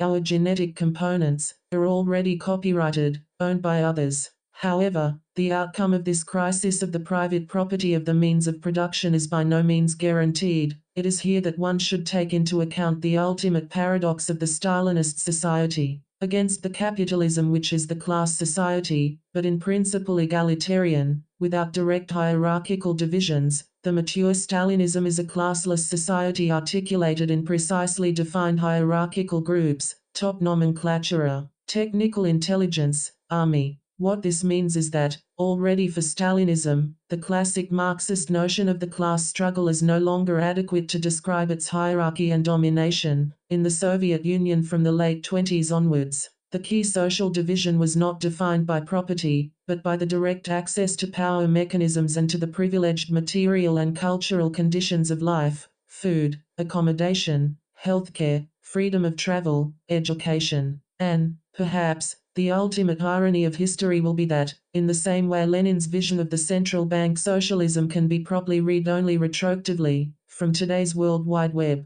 the Soviet Union provided the first model of the developed post-property society, of the true late capitalism in which the ruling class will be defined by the direct access to the informational, administrative, means of social power and control and to other material and social privileges. The point will no longer be to own companies, but directly to run them, to have the right to use a private jet, to have access to top health care, etc. Privileges which will be acquired not by property, but by other, educational, managerial, etc., mechanisms. Today, we already can discern the signs of a kind of general unease. Recall the series of events usually listed under the name of Seattle. The 10 years honeymoon of the triumphant global capitalism is over. The long overdue 7 years itch is here. Witness the panicky reactions of the big media, which, from the Time magazine to CNN, all of a sudden started to warn about the Marxists manipulating the crowd of the honest protesters. The problem is now the strictly Leninist one: how to actualize the media's accusations, how to invent the organizational structure which will confer on this unrest the form of the universal political demand. Otherwise, the momentum will be lost, and what will remain is the marginal disturbance, perhaps organized as a new Greenpeace, with certain efficiency, but also strictly limited goals, marketing strategy, etc. In other words, the key Leninist lesson today is, politics without the organizational form of the party is politics without politics. So the answer to those who want just the, quite adequately named, new social movements is the same as the answer of the Jacobins to the Girondin compromises. You want revolution without a revolution. Today's blockade is that there are two ways open for the socio-political engagement. Either play the game of the system, engage in the long march through the institutions, or get active in new social movements, from feminism through ecology to anti-racism. And, again, the limit of these movements is that they are not political in the sense of the universal singular. They are one-issue movements which lack the dimension of the universality, that is, they do not relate to the social totality.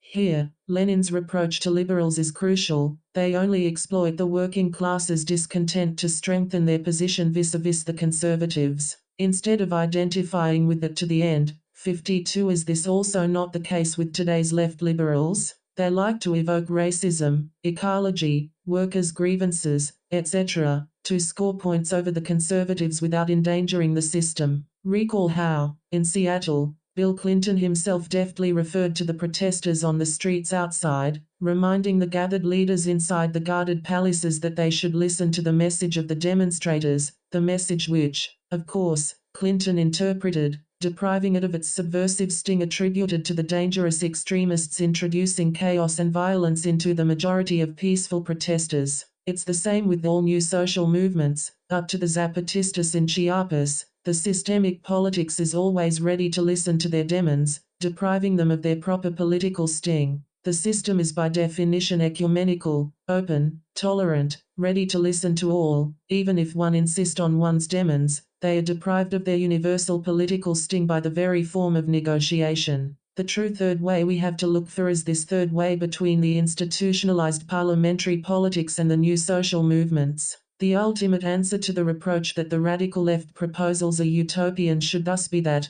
today, the true utopia is the belief that the present liberal democratic capitalist consensus could go on indefinitely, without radical changes. We are thus back at the old 68 motto soyens realists, demandens el impossible. In order to be truly a realist, one must consider breaking out of the constraints of what appears possible, or, as we usually out it, feasible. The Leninist utopia, which, then, is the criterion of the political act. Success as such clearly doesn't count, even if we define it in the dialectical way of Merleau-Ponty, as the wager that future will retroactively redeem our present horrible acts. This is how, in his Humanism and Terror, Merleau-Ponty provided one of the more intelligent justifications of the Stalinist terror. Retroactively, it will become justified if its final outcome will be true freedom, 53, neither does the reference to some abstract universal ethical norms. The only criteria is the absolutely inherent one, that of the enacted utopia. In a proper revolutionary breakthrough, the utopian future is neither simply fully realized, present, nor simply evoked as a distant promise which justified present violence. It is rather as if, in a unique suspension of temporality, in the short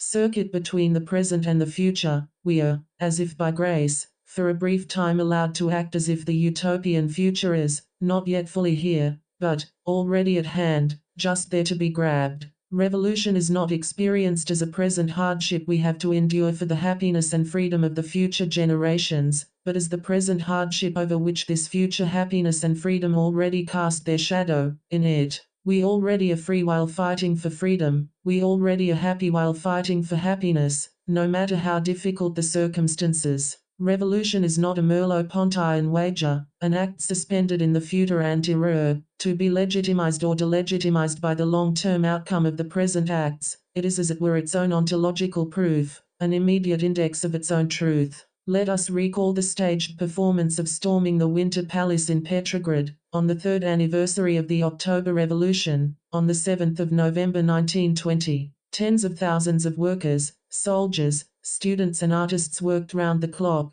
living on kasha, the tasteless wheat porridge, tea and frozen apples, and preparing the performance at the very place where the event really took place 3 years earlier. Their work was coordinated by the army officers, as well as by the avant-garde artists, musicians and directors, from Malevich to Meyerhold. Although this was acting and not reality, the soldiers and sailors were playing themselves. Many of them not only actually participated in the event of 1917, but were also simultaneously involved in the real battles of the civil war that were raging in the vicinity of Petrograd, a city under siege and suffering from severe shortages of food. A contemporary commented on the performance. The future historian will record how, throughout one of the bloodiest and most brutal revolutions, all of Russia was acting 54. And the formalist theoretician Viktor Shklovsky noted that some kind of elemental process is taking place where the living fabric of life is being transformed into the theatrical. 55. We all remember the infamous celebratory 1st of May parades that were one of the supreme signs of recognition of the Stalinist regimes. If one needs a proof of how Leninism functioned in an entirely different way, such performance is not the supreme proof that the October Revolution was definitely not a simple coup d'état by the small group of Bolsheviks, but an event which unleashed a tremendous emancipatory potential. The archetypal Eisensteinian cinematic scene rendering the exuberant orgy of revolutionary destructive violence, what Eisenstein himself called a veritable bacchanalia of destruction, belongs to the same series, when, in October, the victorious revolutionaries penetrate the wine cellars of the Winter Palace. They indulge there in the ecstatic orgy of smashing thousands of the expensive wine bottles, in Bezin Meadow. After the village pioneers discovers the body of the young Pavlik, brutally murdered by his own father, they force their way into the local church and desecrate it, robbing it of its relics, squabbling over an icon, sacrilegiously trying on vestments, heretically laughing at the statuary. In this suspension of the goal-oriented instrumental activity, we effectively get a kind of battalion unrestrained expenditure. The pious desire to deprive the revolution of this excess is simply the desire to have a revolution without revolution. It is against this background that one should approach the delicate issue of revolutionary violence, which is an authentic act of liberation, not just a blind passageral act. 56.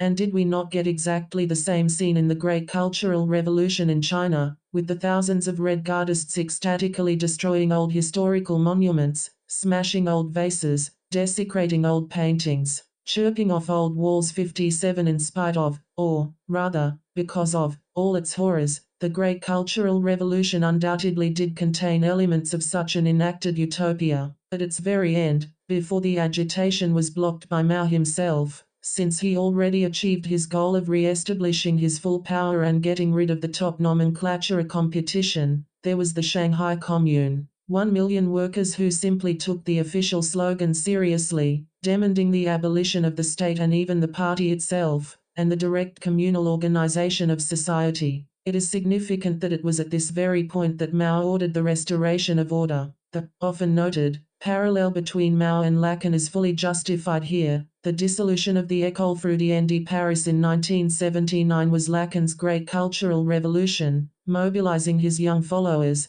who, incidentally, mostly were ex-Maoists from 1968, in order to get rid of the inner circle of his mandarins. In both cases, the paradox is that of a leader who triggers an uncontrolled upheaval, while trying to exert full personal power. The paradoxical overlapping of extreme dictatorship and extreme emancipation of the masses. It is at this precise point concerning political terror that one can locate the gap that separates Leninism from Stalinism. 58. In Lenin's times, terror was openly admitted. Trotsky sometimes even boasted in an almost cocky way about the non-democratic nature of the Bolshevik regime and the terror it used, while in Stalin's times, the symbolic status of the terror thoroughly changed. Terror turned into the publicly non-acknowledged obscene shadowy supplement of the public official discourse. It is significant that the climax of terror, 1936-37, took place after the new constitution was accepted in 1935. This constitution was supposed to end the state of emergency and to mark the return of the things to normal. The suspension of the civil rights of the whole strata of population, kulaks, ex-capitalists, was recalled. The right to vote was now universal, etc. The key idea of this constitution was that now, after the stabilization of the socialist order and the annihilation of the enemy classes, the Soviet Union is no longer a class society. The subject of the state is no longer the working class, workers and peasants, but the people. However, this does not mean that the Stalinist constitution was a simple hypocrisy concealing the social reality. The possibility of terror is inscribed into its very core. Since the class war is now proclaimed over and the Soviet Union is conceived of as the classless country of the people, those who are still presumed to oppose the regime are no longer mere class enemies in a conflict that tears apart the social body, but enemies of the people, insects, worthless scum, which is to be excluded from humanity itself. This repression of the regime's own excess was strictly correlative to something homologous to the invention of the liberal psychological individual not take place in the Soviet Union in the late 20s and early 30s. The Russian avant-garde art of the early 20s, futurism, constructivism, not only zealously endorsed industrialization, it even endeavored to reinvent a new industrial man, no longer the old man of sentimental passions and roots in traditions, but the new man who gladly accepts his role as a bolt or screw in the gigantic coordinated industrial machine. As such, it was subversive in its very ultra-orthodoxy, that is in its over-identification with the core of the official ideology. The image of man that we get in Eisenstein, Meyerhold, constructivist paintings, etc., emphasizes the beauty of his her mechanical movements, his her thorough psychologization. What was perceived in the West as the ultimate nightmare of liberal individualism, as the ideological counterpoint to the Taylorization, to the Fordist ribbon work, was in Russia hailed as the utopian prospect of liberation. Recall how Meyerhold violently asserted the behaviorist approach to acting, no longer emphatic familiarization with the person the actor is playing, but the ruthless bodily training aimed at the cold bodily discipline, but the ability of the actor to perform the series of mechanized movements. 59. This is what was unbearable to and in the official Stalinist ideology, so that the Stalinist socialist realism effectively was an attempt to reassert a socialism with a human face, that is to reinscribe the process of industrialization into the constraints of the traditional psychological individual. In the socialist realist texts, paintings and films, individuals are no longer rendered as parts of the global machine, but as warm passionate persons. In a recent pamphlet against the excesses of May 1968 and, more generally, the sexual liberation of the 60s, The Independent brought back to memory what the radicals of the 68 thought about the child sex. A quarter of a century ago, Daniel Cohn-Bendit wrote about his experience in a kindergarten. My constant flirt with all the children soon took on erotic characteristics. I could really feel how from the age of 5 the small girls had already learned to make passes at me, several times a few children opened the flies of my trousers and started to stroke me, when they insisted. I then stroked them. Shulamith Firestone went even further, expressing her hopes that, in a world without the incest taboo, relations with children would include as much genital sex as they were capable of, probably considerably more than we now believe. 60. When confronted with these statements, Cohn-Bendit played them down, claiming that this did not really happen. I only wanted to provoke people. When one reads it today, it is unacceptable. 61. However, the question still hovers. How, at that time, was it possible to provoke people, presenting them sexual games with preschool children as something appealing, while today, the same provocation would immediately give rise to an outburst of moral disgust? After all, child sexual harassment is one of the notions of evil today. Without directly taking sides in this debate, one should read it as a sign of the change in our mores from the utopian energies of the 60s and early 70s to the contemporary stale political correctness, in which every authentic encounter with another human being is denounced as a victimizing experience.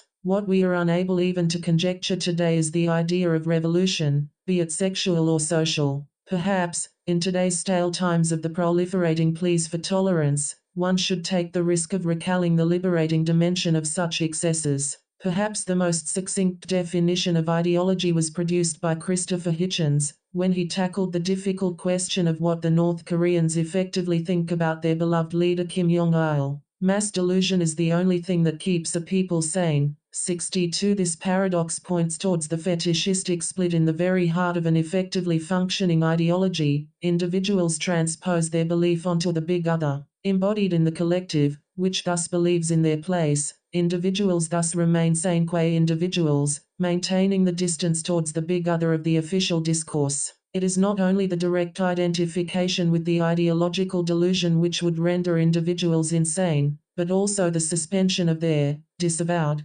displaced belief. In other words, if individuals were to be deprived of this belief, projected onto the big other, they would have to jump in and themselves directly assume the belief. Perhaps this explains the paradox that many a cynic turns into a sincere believer at the very point of the disintegration of the official belief. This is what Lacan aimed at in his claim that the true formula of materialism is not God doesn't exist, but God is unconscious. Suffice it to recall what, in a letter to Max Brod, Milena Jasenska wrote about Kafka. Above all, things like money, stock exchange, the foreign currency administration, typewriter, are for him thoroughly mystical. What they effectively are, only not for us, the others. 63. One should read this statement against the background of Marx's analysis of commodity fetishism. The fetishist illusion resides in our real social life, not in our perception of it. A bourgeois subject knows very well that there is nothing magic about money, that money is just an object which stands for a set of social relations, but he nevertheless acts in real life as if he were to believe that money is a magic thing.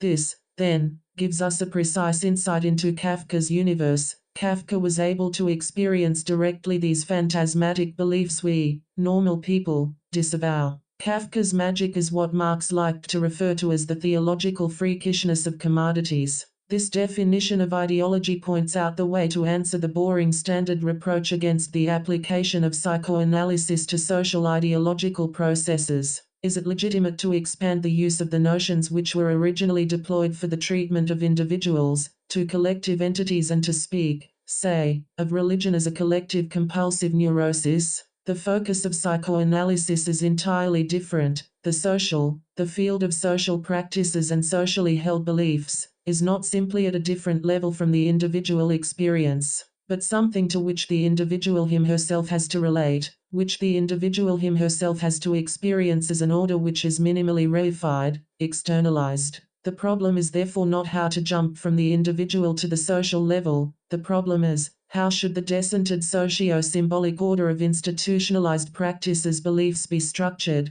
if the subject is to retain his/her sanity, his/her normal functioning? Which delusions should be deposited there so that individuals can remain sane? Recall the proverbial egotist, cynically dismissing the public system of moral norms. As a rule, such a subject can only function if this system is out there, publicly recognized. That is, in order to be a private cynic, he has to presuppose the existence of naive others, who really believe. This is how a true cultural revolution should be conducted, not by directly targeting individuals, endeavoring to re-educate them, to change their reactionary attitudes, but by depriving individuals of the support in the big other, in the institutional symbolic order. When, on the weekend of March 6 to 7, 2001, The Taliban forces in Afghanistan proceeded to destroy all idols, especially the two gigantic Buddha statues carved into the stone at Bamiyan. We got the usual spectacle of all the civilized nations unanimously condemning the barbarism of this act. All the known actors were here, from the UNICEF expressing concern about the desecration of an important part of the heritage of humanity, and the New York Metropolitan Museum offering to buy the statues, up to the Islamic State's representatives and clerics eager to denounce the destruction as contrary to the spirit of Islam. This kind of protest means strictly nothing. It just contributes to the aseptic liberal, multi-cultural consensus. Instead of hypocritically bemoaning this destruction, one should rather ask the question, where do we stand with regard to faith? Perhaps therein resides the truly traumatic dimension of the destruction in Afghanistan. We have here people who really believe, after the Taliban government made public its intention to destroy all statues, most of the Western media first thought that this is a bluff. Part of the strategy to blackmail the Western powers into recognizing the Taliban regime and pouring the money into Afghanistan. If they do not execute the announced measure, now we know they meant it. And it is also not appropriate to compare this destruction with, say, the demolition of mosques by the Serbs and Croats in Bosnia a couple of years ago. This destruction was not a religious act, but a way to strike at the ethnic enemy. Even when, in European history, Catholics burned Protestant churches and books, they were trying to annihilate another religious sect. In today's Afghanistan, on the contrary, there are no non-Muslims, no people to whom the Buddha statues are sacred objects, so their destruction is a pure act of annihilation with no roots in any actual ideologico-political struggles. In the time of the Chinese Great Cultural Revolution, the Red Guard gangs were heinously destroying hundreds of monasteries with thousands of statues and other priceless historical artifacts. Their frenetic activity displaying a desperate endeavor to cut off links with the reactionary ideological past. Recently, the Chinese strategy underwent a shift of accent. More than on sheer military coercion, they now rely on ethnic and economic colonization, rapidly transforming Lhasa into a Chinese version of the capitalist Wild West, where karaoke bars intermingle with the Disney like Buddhist theme parks for the Western tourists. 64 What goes on beneath the media image of the brutal Chinese soldiers and policemen terrorizing the Buddhist monks conceals is thus the much more effective American-style socio-economic transformation. In a decade or two, Tibetans will be reduced to the status of the Native Americans in the USA. Tibetan Buddhism survived the brutal Red Army onslaught. Will it survive the much more artful economic colonization which, instead of directly attacking the material manifestations of a belief, undermines its very base, so that, even if Buddhism survives, it is deprived of its substance, turned into a simulacrum of itself? So when the Taliban Minister of Culture said we are destroying just stones, he was in a way right. For a true Buddhist, the enlightenment liberation of one single individual means more than all the statues. The true problem is that the Western economic cultural colonization is doing more to undermine the lifestyle within which Buddhism can thrive than all the Red Guards and Taliban militias combined. When Red Guards or the Taliban militias attack, it is still the direct violence and destruction and the struggle with one unconditional faith against another faith. The problem with the Taliban regime is elsewhere. The Taliban state of Afghanistan is the prototypic postmodern state, an exemplary part of the contemporary global constellation, if there ever was one. First, its very emergence is the final result of the failure of the Soviet attempt, in the 70s and 80s, to impose modernization on Afghanistan. The Taliban movement itself arose out of the religious groups financed by CIA through Pakistan to fight the Soviet occupation of Afghanistan. Secondly, if one is to believe the media, the whole economy of Afghanistan relies on opium. More than 2/3 of the world opium crop comes from Afghanistan, and the Taliban government simply takes the 20% tax on the farmer's income. The third feature, the Taliban government does not properly administer social affairs, it just rules. It is more or less totally indifferent towards the well-being of its subjects, relying on the foreign aid or simply ignoring their plight. Servicing the goods, guaranteeing the well-being of the population, is simply not on their agenda. Their sole preoccupation is the imposition of the strict religious order, while economy is more or less left to itself. The government takes care that all men have beards, that there are no TV sets and VCRs, that women are fully covered in public.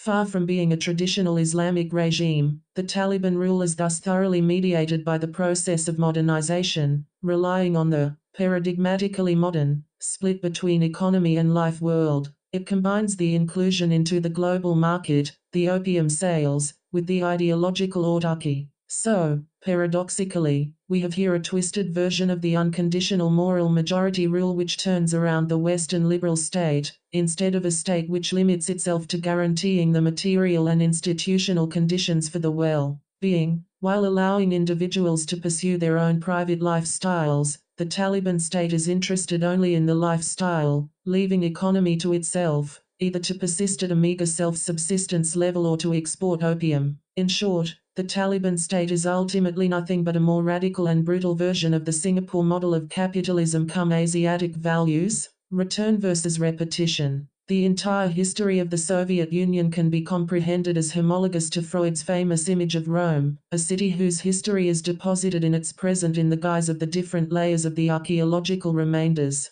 each new level covering up the preceding none, like another model, the 7 layers of Troy, so that history, in its regress towards ever older epochs, proceeds like the archaeologist, discovering new layers by probing deeper and deeper into the ground. Was the official ideological history of the Soviet Union not the same accumulation of exclusions, of turning persons into non-persons, of retroactive rewriting of history? Quite logically, the de-Stalinization was signaled by the opposite process of rehabilitation, of admitting errors in the past politics of the party. The gradual rehabilitation of the demonized ex-leaders of the Bolsheviks can thus serve as perhaps the most sensitive index of how far, and in what direction, the de-Stalinization of the Soviet Union was going. The first to be rehabilitated were the high military leaders shot in 1937, Tukhachevsky and others, the last to be rehabilitated, already in the Gorbachev era, just before the collapse of the communist regime, was Bukharin.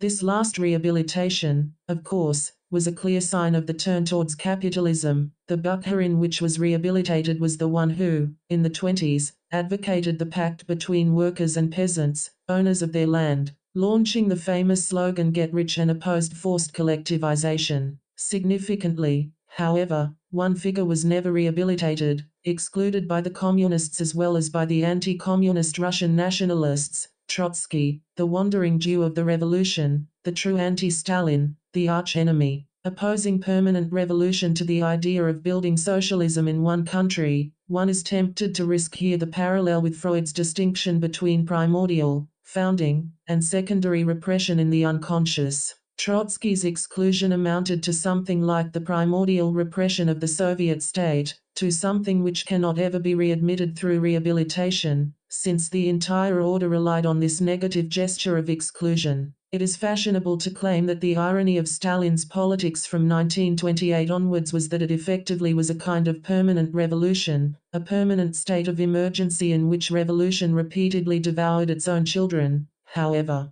this claim is misleading. The Stalinist terror is the paradoxical result of the attempt to stabilize the Soviet Union into a state like other, with firm boundaries and institutions. That is, terror was a gesture of panic, a defense reaction against the threat to this state stability. So Trotsky is the one for whom there is a place neither in the pre-1990 nor in the post-1990 capitalist universe in which even the communist nostalgics don't know what to do with Trotsky's permanent revolution. Perhaps the signifier Trotsky is the most appropriate designation of that which is worth redeeming in the Leninist legacy. The problem with those few remaining orthodox Leninists who behave as if one can simply recycle the old Leninism, continuing to speak on class struggle, on the betrayal by the corrupted leaders of the working masses' revolutionary impulses, etc., is that it is not quite clear from which subjective position of enunciation they speak. They either engage themselves in passionate discussions about the past, demonstrating with admirable erudition how and where the anti-communist Leninologists falsify Lenin, etc., in which case they avoid the question of why, apart from a purely historical interest, does this matter at all today, or, the closer they get to contemporary politics,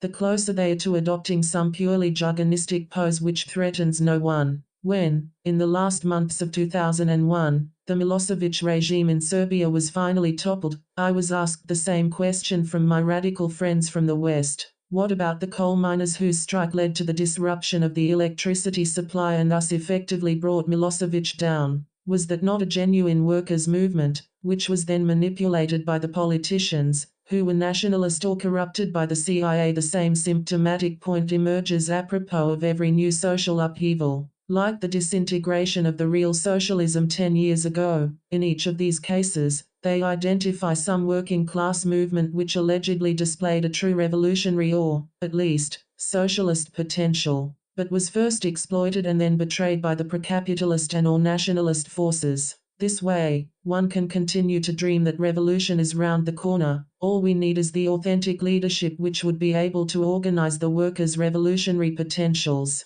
If one is to believe them, Solidarnosc was originally a workers' democratic socialist movement, later betrayed by being its leadership which was corrupted by the church and the CIA. This mysterious working class whose revolutionary thrust is repeatedly thwarted by the treacherous nationalist and or liberal politicians is one of the two fetish of most of the remaining Trotskyites. The singular point of disavowal which enables them to sustain their overall interpretation of the state of things. This fetishist fixation on the old Marxist-Leninist frame is the exact opposite of the fashionable talk about new paradigms, about how we should leave behind the old zombie concepts like working class, etc. The two complementary ways to avoid the effort to think the new which effectively is emerging today. The first thing to do here is to cancel this disavowal by fully admitting that this authentic working class simply does not exist. The other fetish is their belief that things took a bad turn in the Soviet Union only because Lenin did not succeed in joining forces with Trotsky in his effort to depose Stalin, and if we add to this position 4 further ones,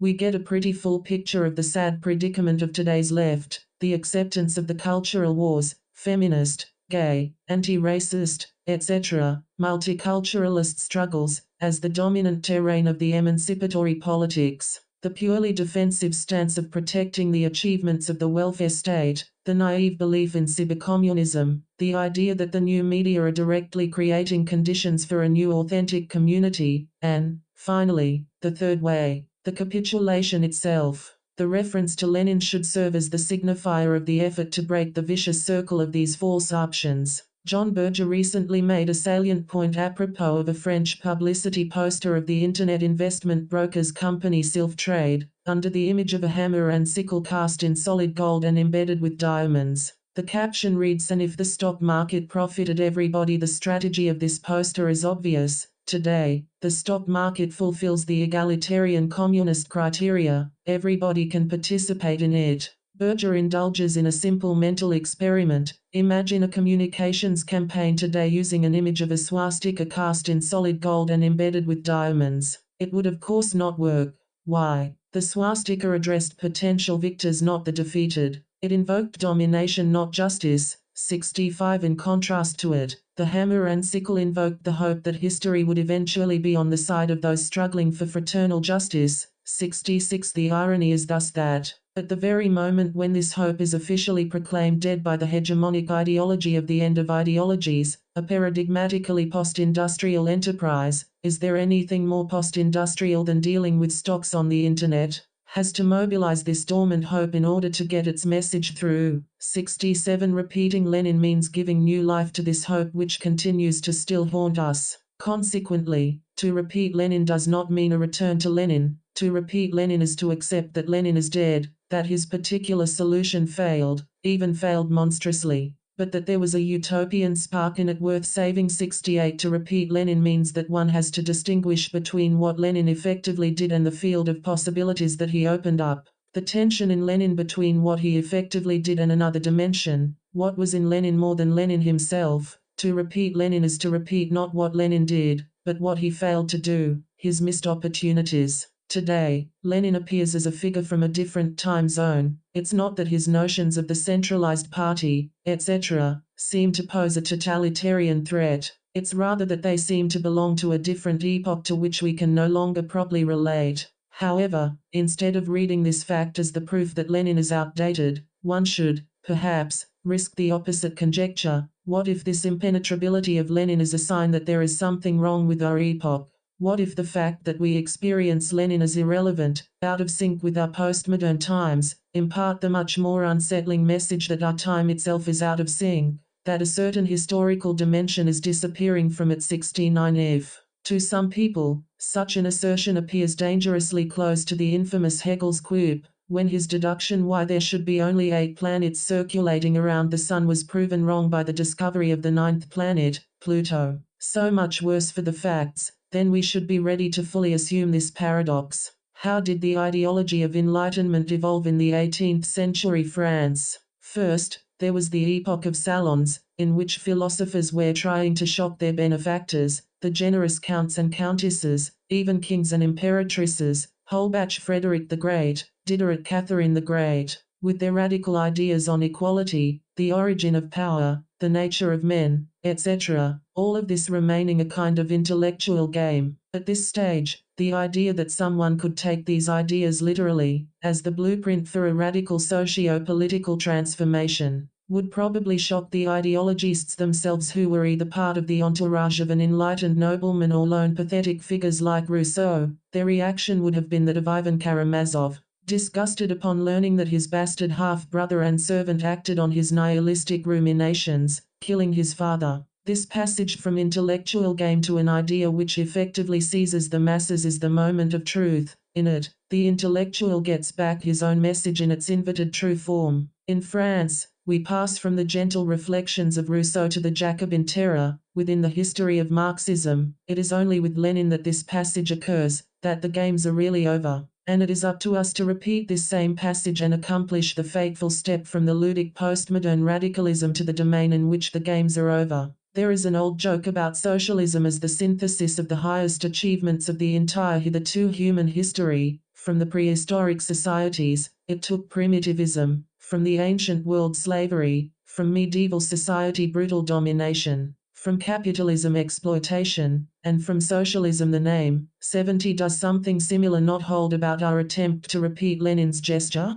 From the conservative cultural criticism, it takes the idea that today's democracy is no longer the place where crucial decisions are made. From cyberspace ideologists, the idea that the global digital network offers a new space of communal life, etc., and from Lenin more or less just the name itself. However, this very fact could be turned in an argument for the return to Lenin. The extent to which the signifier Lenin retains its subversive edge is easily demonstrated. Say, when one makes the Leninist point that today's democracy is exhausted, that the key decisions are not taken there, one is directly accused of totalitarianism. When a similar point is made by sociologists or even Václav Havel, they are praised for the depth of their insight. This resistance is the answer to the question why Lenin. It is the signifier Lenin which formalizes this content found elsewhere, transforming a series of common notions into a truly subversive theoretical formation. The greatness of Lenin is that he wasn't afraid to succeed,